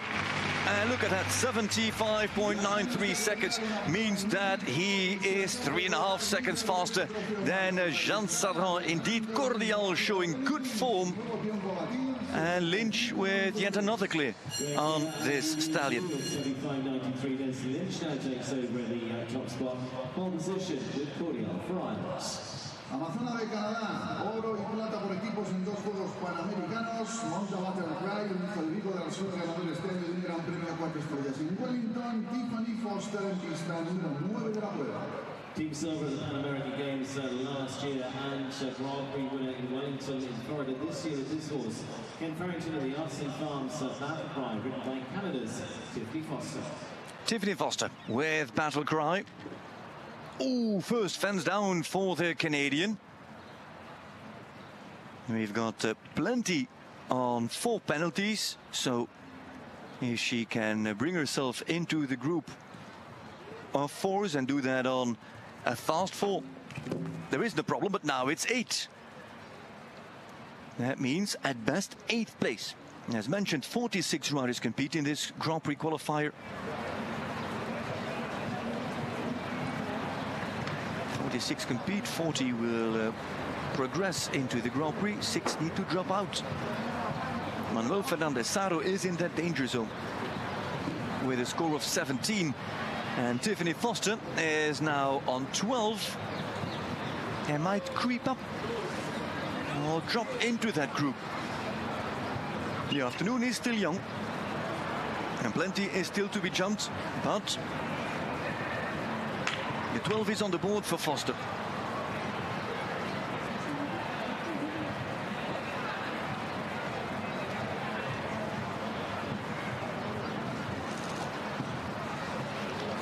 To come home on a very fast 12 indeed. There's Tiffany Foster with the battle cry leaving that final fence up. That is 12. 12 penalties in 80.01 seconds. Tiffany Foster is 8th after 9 riders. Pareja con muchos éxitos internacionales la que está en pista, joven amazona, veterano caballo, ganadores aquí en Madrid en 2022, ganadores en Parkinson. Annoying fault there at fence 1. Part of the World Championship team taking home medals in Henny in 2022 and twice winner of Grand Prix on the Launching Global Champions Tour, including here in Madrid with his very horse. Sarah Tyson of the Netherlands with the 18-year-old. As Tiffany Foster walks out, Salatese has made it into the ring. Salatese with, the crowd's favorite, you could say, with Konkidam Abi, winner of this Madrid Grand Prix. Valkenswaard as well, of course. And Dyson is off with her 18-year-old stallion.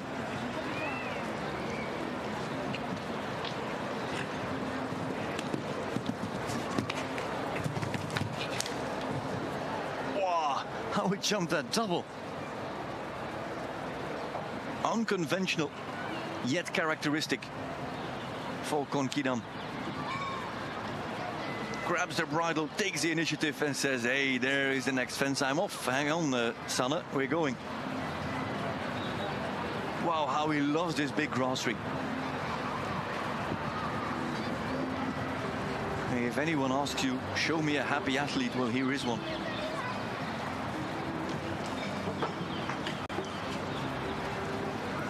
Endless ability.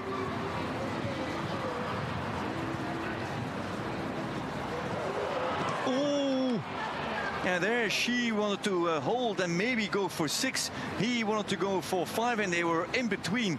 And it ended only with a rail. Salatese and Konkidam now head for the final fence, are home fast. Oh, but they make it 8. Salatese and Konkidam, 8 penalties, 76-8. Would have been the fastest 4. Now they drop when they are 8th as it stands. And just as a reminder, you know in the meanwhile that 6 will not compete in the Grand Prix. 6 will drop out, they will not make the cut.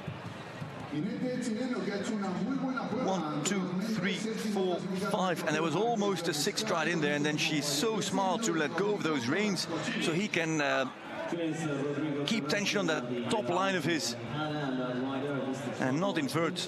Otherwise things could have gone much sour, more sour for Salatese and Konkidam.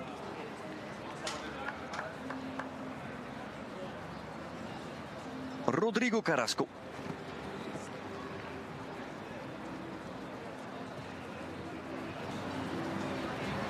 Rodrigo Carrasco from Chile.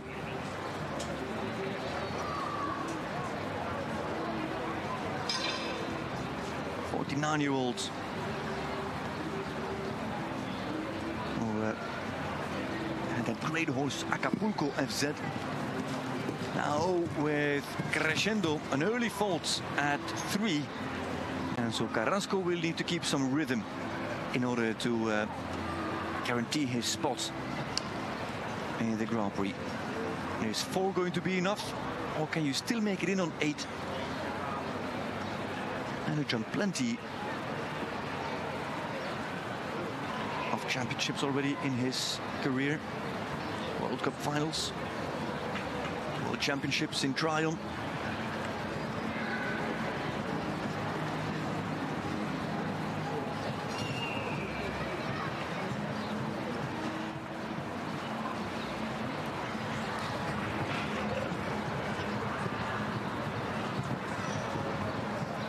Final fences.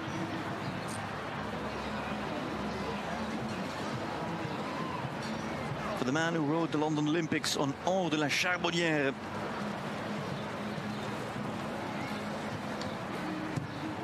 The finish with an early fault and thus 4 penalties, but from there on, after fence 3, kept it clean, and the time is not bad. It's an average time. It makes him 6th at the moment. He has got 5 riders behind him already, so that would guarantee him of a spot in the Grand Prix of Sunday. Oh, and it's such a light rub as well. There was not much there.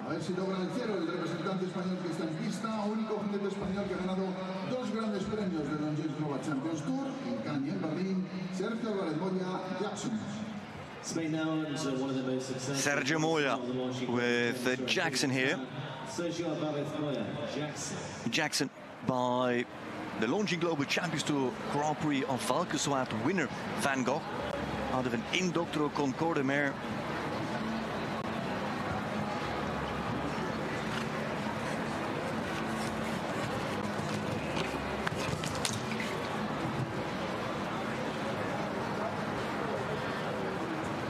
Jackson, who now jumps his first meter 60 class, so somewhat similar to Manuel Fernandez Saro.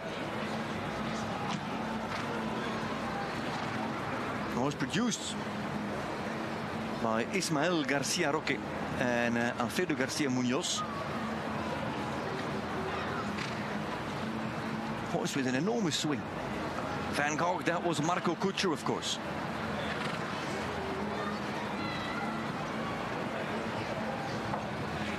Van Gogh, who also sired Cosmo, the great dressage horse of Zanke Roteberger.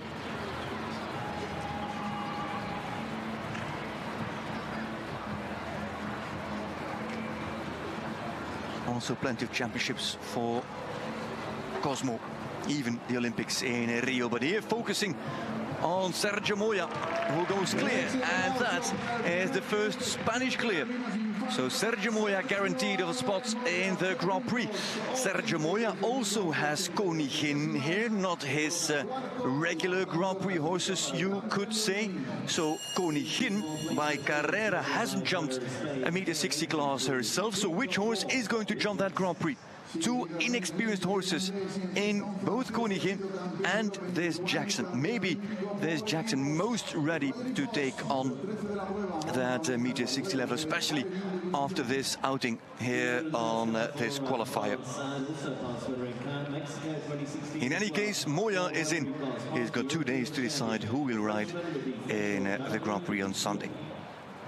Ballerine du Vilpion, the chestnut mare, well done with Roger Yves Bost. The mare by Balobin du Rouet.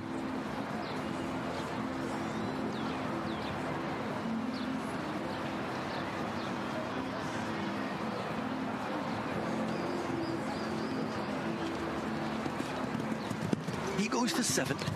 He waits, Busty, and adds, stays quiet, doesn't want to rush the mare, get her overexcited.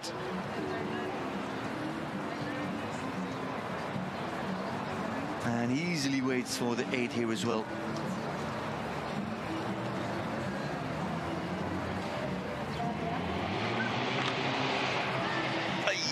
Center of the triple as his French team, the French connections with Olivier Robert and his groom, marched on from Kiss and Cry.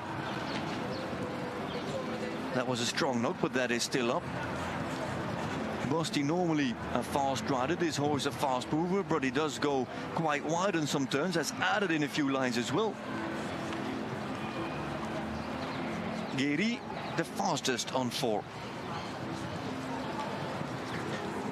Now look at that, how easy that he makes that. Oh, I was going to say how easy he makes the time, but in the end he comes through on 8, and 8 in 78.74 for Roger Yves Bost, who blames himself as he comes home to a stop with Ballerine du Vilpion.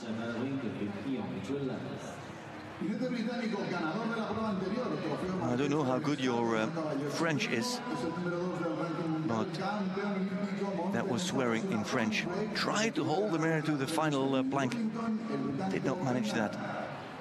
Winner of the previous cast, the Olympic champion, just had no control over her. Heads out on Point Break. He won the Nations Cup Grand Prix in Wellington, Florida this year.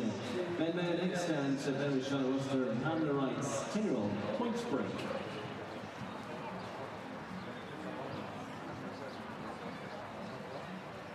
The great stallion Point Break with Ben Mayer. Make up number 14 on the start list, 19 in 20 individuals rather. And Ben Mayer very tight in that second turn. And a little punch, a little tap.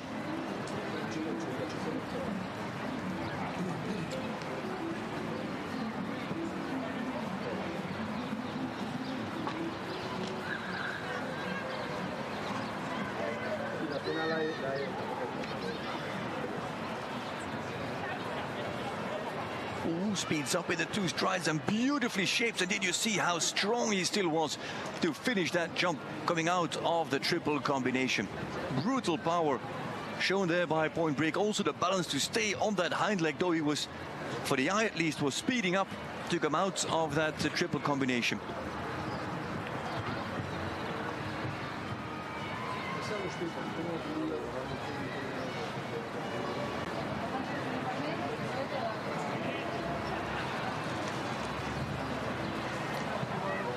Heading home on a very fast four, Ben Mayer and Point Break. The fast four comes from those very fast first turns in this Grand Prix qualifier. 79.56, 4 penalties are his for Ben Mayer and Point Break, with 4 clears in front of him. Those are Lynch, Sadran, Martinez Sommer and Alvarez Moya. Mayer sits 5th, is guaranteed of a place in the Grand Prix. And that means that in the meanwhile, Rodrigo Carrasco with 4 penalties in 82.60. That is now the man who is guaranteed. He would be at this point the last man to qualify for the Grand Prix, first man to go in the Grand Prix. So basically 4 penalties in 82.60. And then you're guaranteed at this point already of a spot in the Grand Prix. Antoine Herman with Comic Star is by Levistan, this Comic Star out of a Diamant de Semilly mare. The young Frenchman is in the ring after a somewhat disappointing run for Stockholm Hearts, powered by H&M We Love Horses.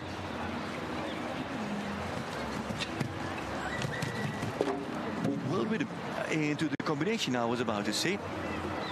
Beautiful in his hand. But then Comic Star kind of let him down to come out of the double. Maybe rode for the back rail and couldn't protect the front rail, Antoine Herman.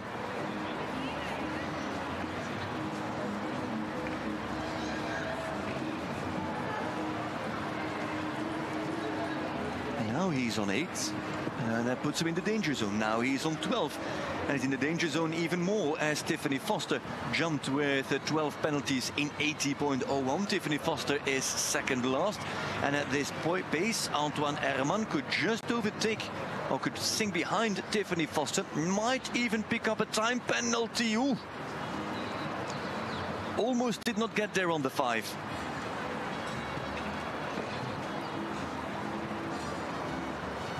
.84 seconds time allowed. Antoine Herman, finish line, and it is 83.11. He goes indeed behind Tiffany Foster. He sits now second last in the danger zone to qualify for the Grand Prix. In the meanwhile, Luis Felipe Neto de Azevedo is also qualified for the Grand Prix. Based on this result of Antoine Herman, he's got enough riders behind him to have himself within the group of the best 40. Olympic medalist and European champion, 3-time winner of Grand Prix on the launching Global Champions Tour. Germany's Marco Kutscher now, and the 10-year-old by Cannon from the line of Verdi. This is Karajan Kutscher. Kutscher is back in the ring. We spoke of Kutscher earlier. with Jackson, the horse of Sergio Moya, sired by Van Gogh, his Grand Prix winner. That was his last launching Global Champions Tour Grand Prix win there in Valkenswaard. Now Kutscher is on yet again a stallion. He is on Karajan. Rode plenty of Winselbach stallions, like Van Gogh, like Numero Uno, like L'Esprit, but here Karajan, just like Antoine Herman's Comic Star, punches the front rail of that Longines ox, the Longines double.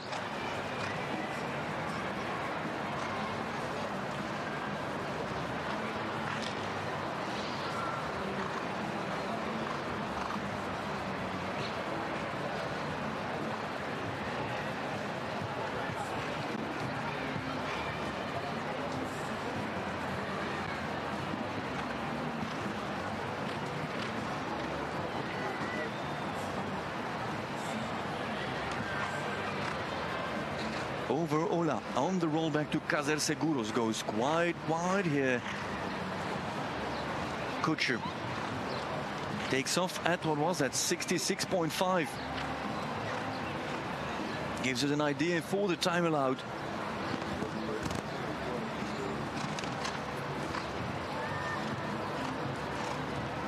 Yep, he's going to pick up a time penalty. And more than one, actually. Marco Kutscher makes it 7. And with that, everything changes again. And now also Teresa Blasquez Abascal is in the group for the jump for the Grand Prix, rather.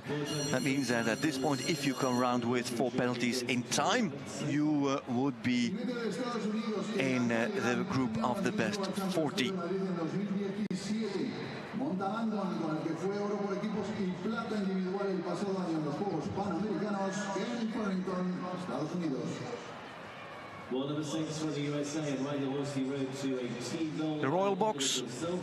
I've just witnessed and watched how Marco Kutscher came through on 7 penalties, and here is an exciting horse, London, with Kent Farrington. London by Comme il faut plus and Quadrillo.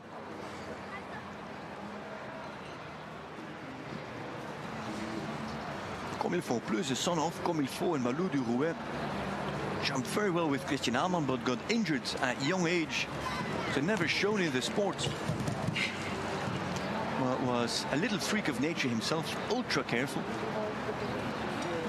And this is what he has produced from his oldest crop, I believe. Kragdenese was his original name. Ooh, but that was a hard fault. Looking down at the Liverpool, not keeping his eye on the top rail. His partner there, Tiffany Foster, who is not guaranteed of a spot in the Grand Prix just yet. Farrington himself, a former Grand Prix winner. That was with Gazelle. And now London really coming off the ground at the Ola upright.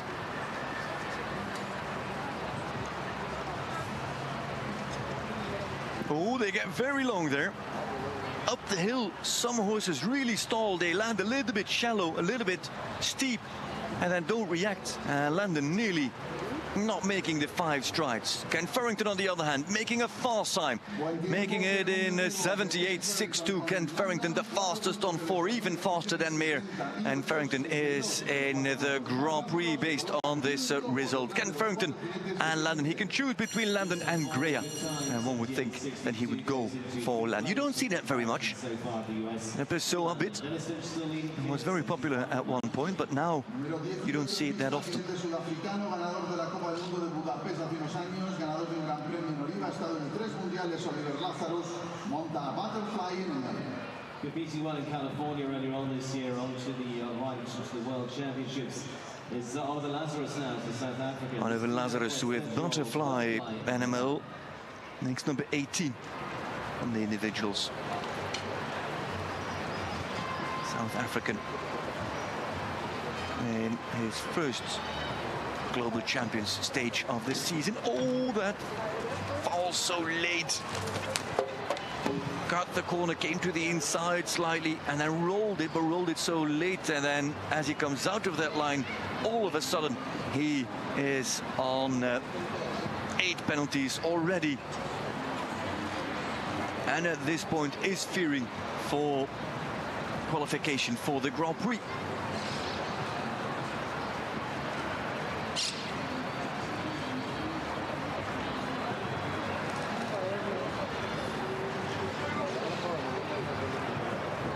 8 from Sanotese, 76-8.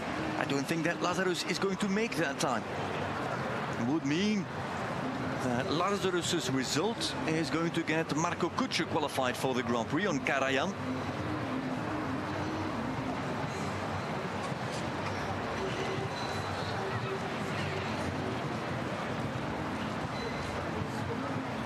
And home. Oh, he's even faster than Sanotese. That's impressive. That is impressive from Oliver Lazarus and Butterfly and ML. He's just ridden the fastest round of all. He was faster than Lynch, he was faster than Farrington, he was faster than Mir. Fastest round of the qualifier comes from Oliver Lazarus, but it does come with the 8 penalties. That fell late, and with the pace, that fell harder for the South African. But Oliver Lazarus is quicker than Sanotese. Anyone on 8 penalties will rank behind him, because who is going to go around as fast as Lazarus? At this point, Kutscher is now guaranteed of a spot in the Grand Prix on his 7 penalties from this qualifier. Armando Trapote, the Spaniard with Tornado VS. The gelding by Toulon, bred by Vanessa Schockemöller, hence the VS. You know who the father is? He breeds horses with PS.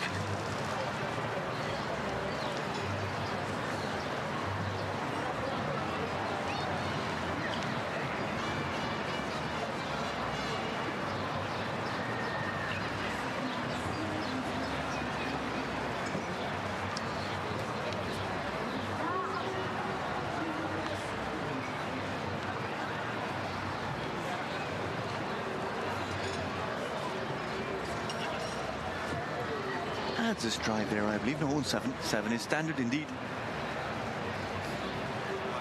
It's a bit of a handful. It's a bit all over the place all the time. But come Sunday, he's always right on temperature. There's Tornado. What's in a name? Couldn't have named him any better. Whirlwind. 1 fence left. Look how carefully he jumped that. And there's another clear coming. It'll be the 5th clear of the afternoon. It is the 2nd Spanish clear, and it is Armando Trapote who finishes in 78.77. Armando Trapote is 2nd as it stands. Great position to go into the Grand Prix on Sunday. And if you look at it, so far 4 Spanish riders already qualified for the Grand Prix that they are yet to win for the first time. Never ever did a Spanish rider win the Longines Global Champions Tour Grand Prix of Madrid. They won the Grand Prix of Madrid plenty of times in the past, but never in Longines Global Champions Tour colors or theme, or since we came to Madrid years ago to this Club Campo de Villa. Actual número 7 del ranking mundial, Max Kuhner monta el DIC up to Jacob Blue. He's been coming here since 2013 to Madrid. Max Kuhner now. He is the last of the individuals with EIC up to Jacob Blue.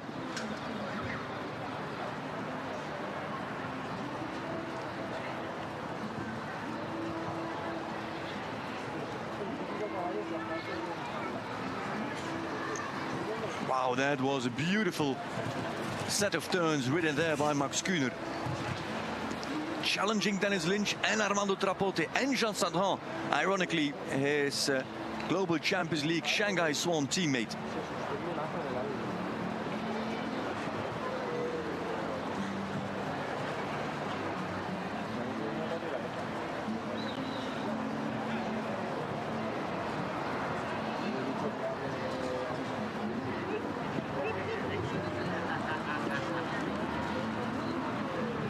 And he's really moving, and he's working there, Max Kuhner.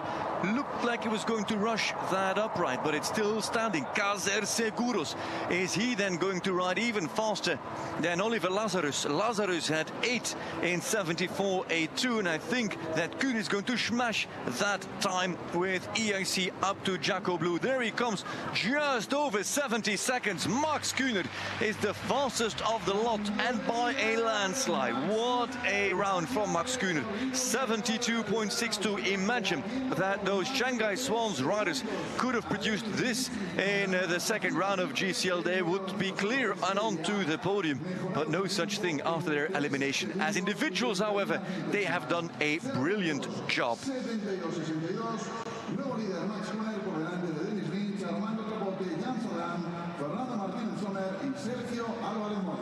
New leader then with a clear at 72.62 as we complete the individual rides before the team, and the team riders will also count towards this with a new fastest time of Max Kühner, I don't think anybody will take this away from him.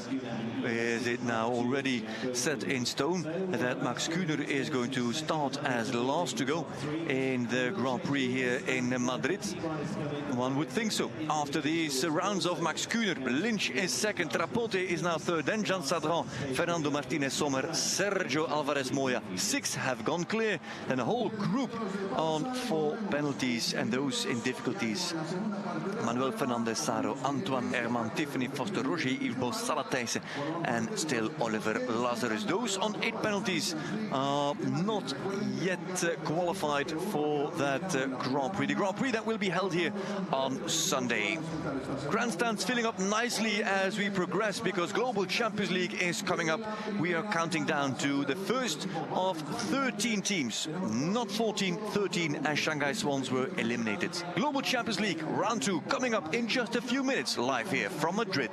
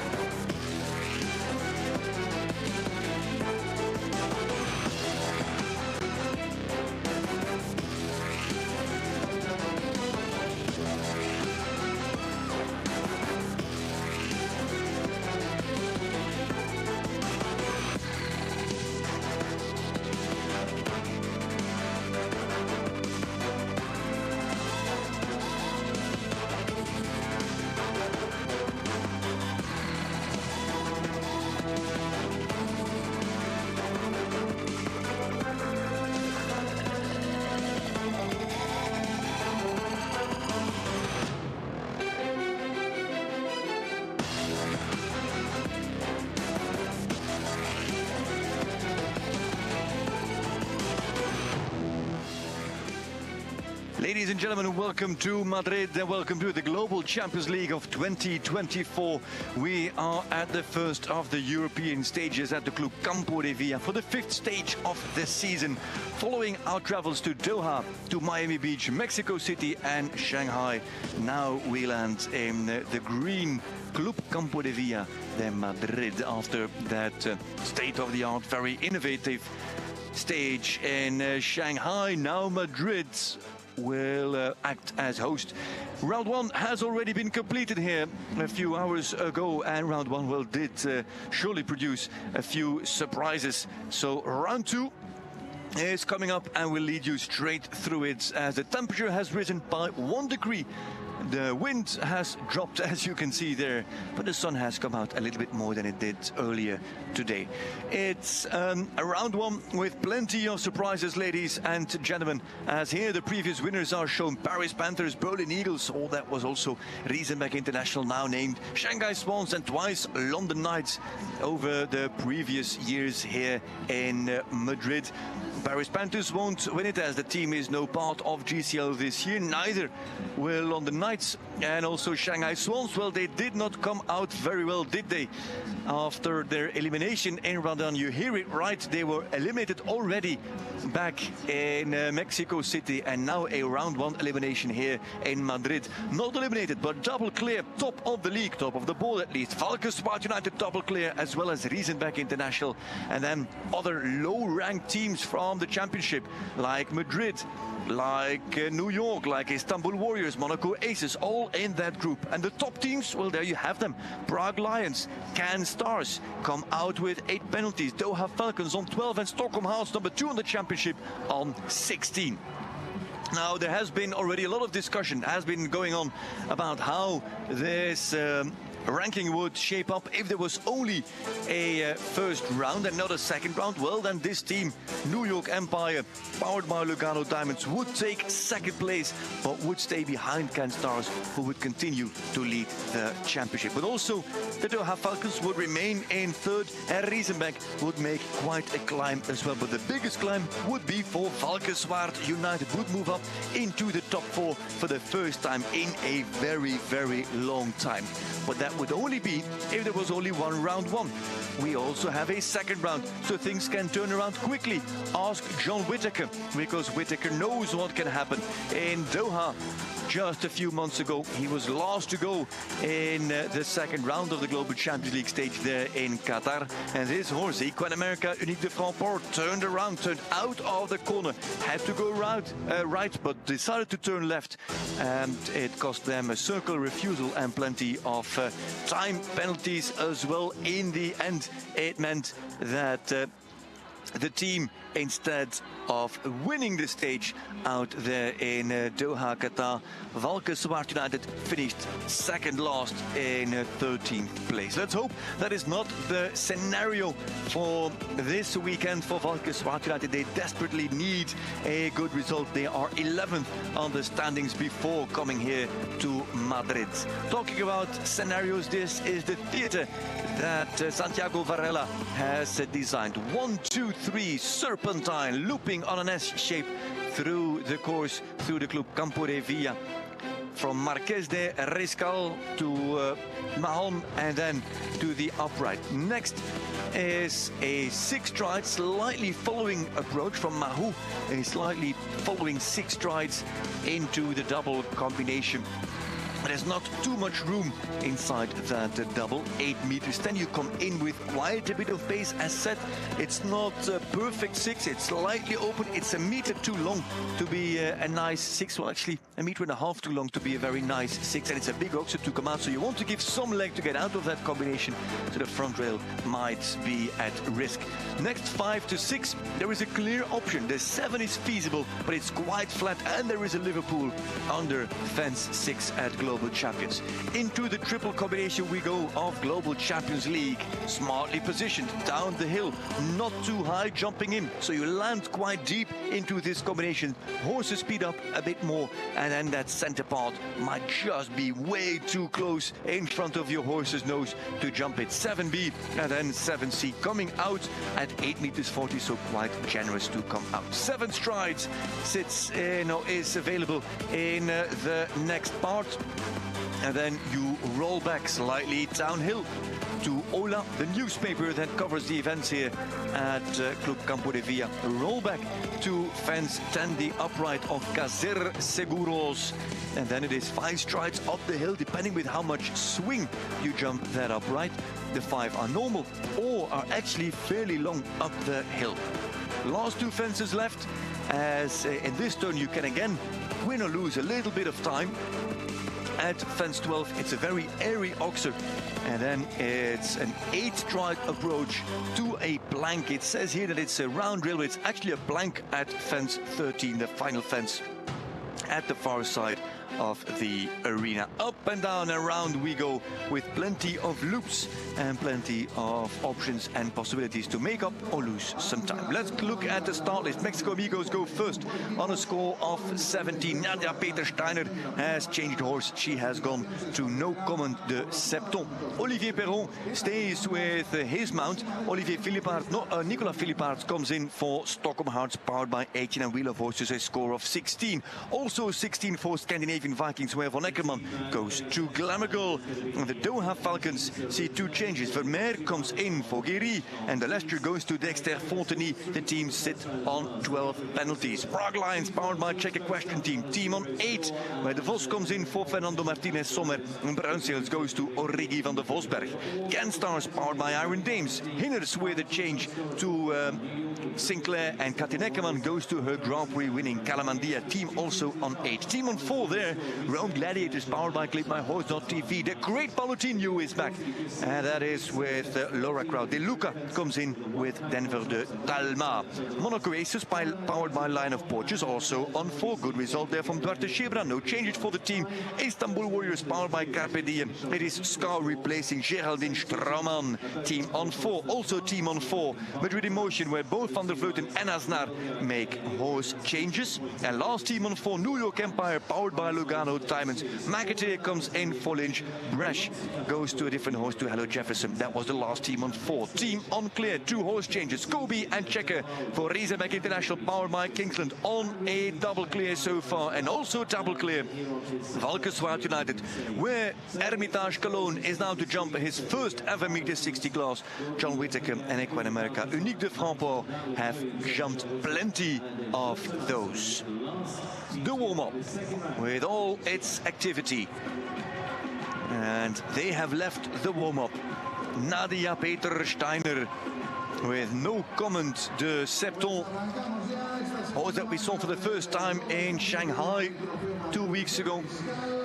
This horse we know really well. It's Buda Zeyada's If Looks Could Kill horse, and unfortunately for him, jumped for 8 penalties in round 1. It was 9 penalties for Nadia Peter-Steiner with Jean Pelou.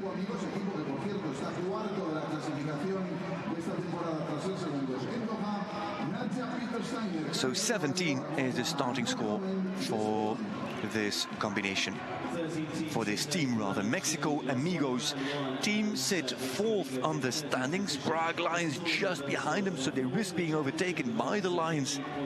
Rome Gladiators 4.5 points behind them on the championship, as well as New York Empire. So if they cannot turn things around, they risk dropping 3-4 places even on the standings. They had their very good results starting in Doha on the podium. It was also very strong in Miami Beach, where they were 5th. But actually, if you look at the tendency from a podium in Doha to 5th, and then to 7th, and then to 8th, it's going quite downhill, in fairness. This is No Comment de Septon. Look at the huge stride of this stallion. He's by Jensen van het Meulenhof, the stallion of Niels Bruinseels.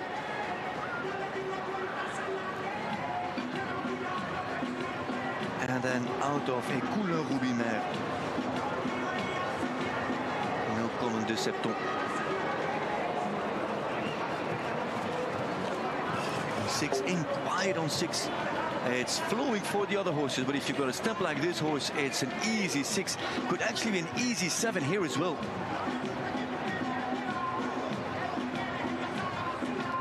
Or goes for 8 in the end. Nadia Peter-Steiner thought that she would give him the easy 7, not to fiddle too much with the distances and not to having to shorten him too much, but he handles it quite well. No Comment de Septon. There it stays too low over the center vertical, as we said. The first oxer isn't overly big, so you come in with quite a bit of pace. You land farther into the combination than you normally would do. If the fence is more up, you get a more round shape.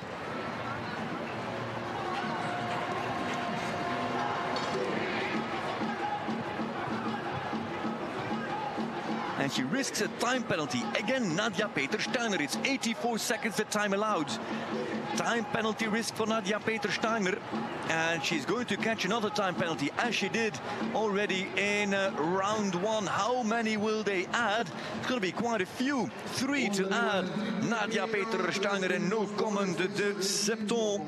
That is 7 to add.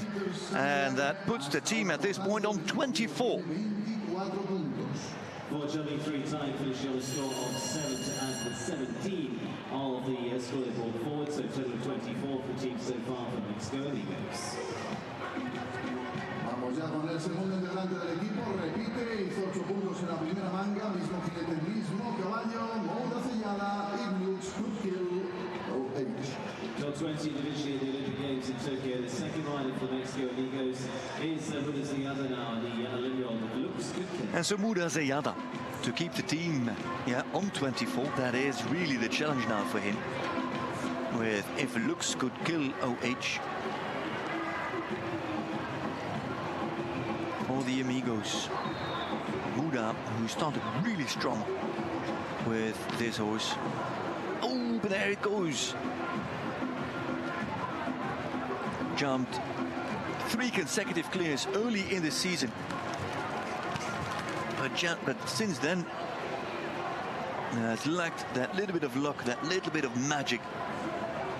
And after 3 clears, now 3 rounds without a clear for the Egyptian, who is based near Antwerp, born and raised in Alexandria in Egypt.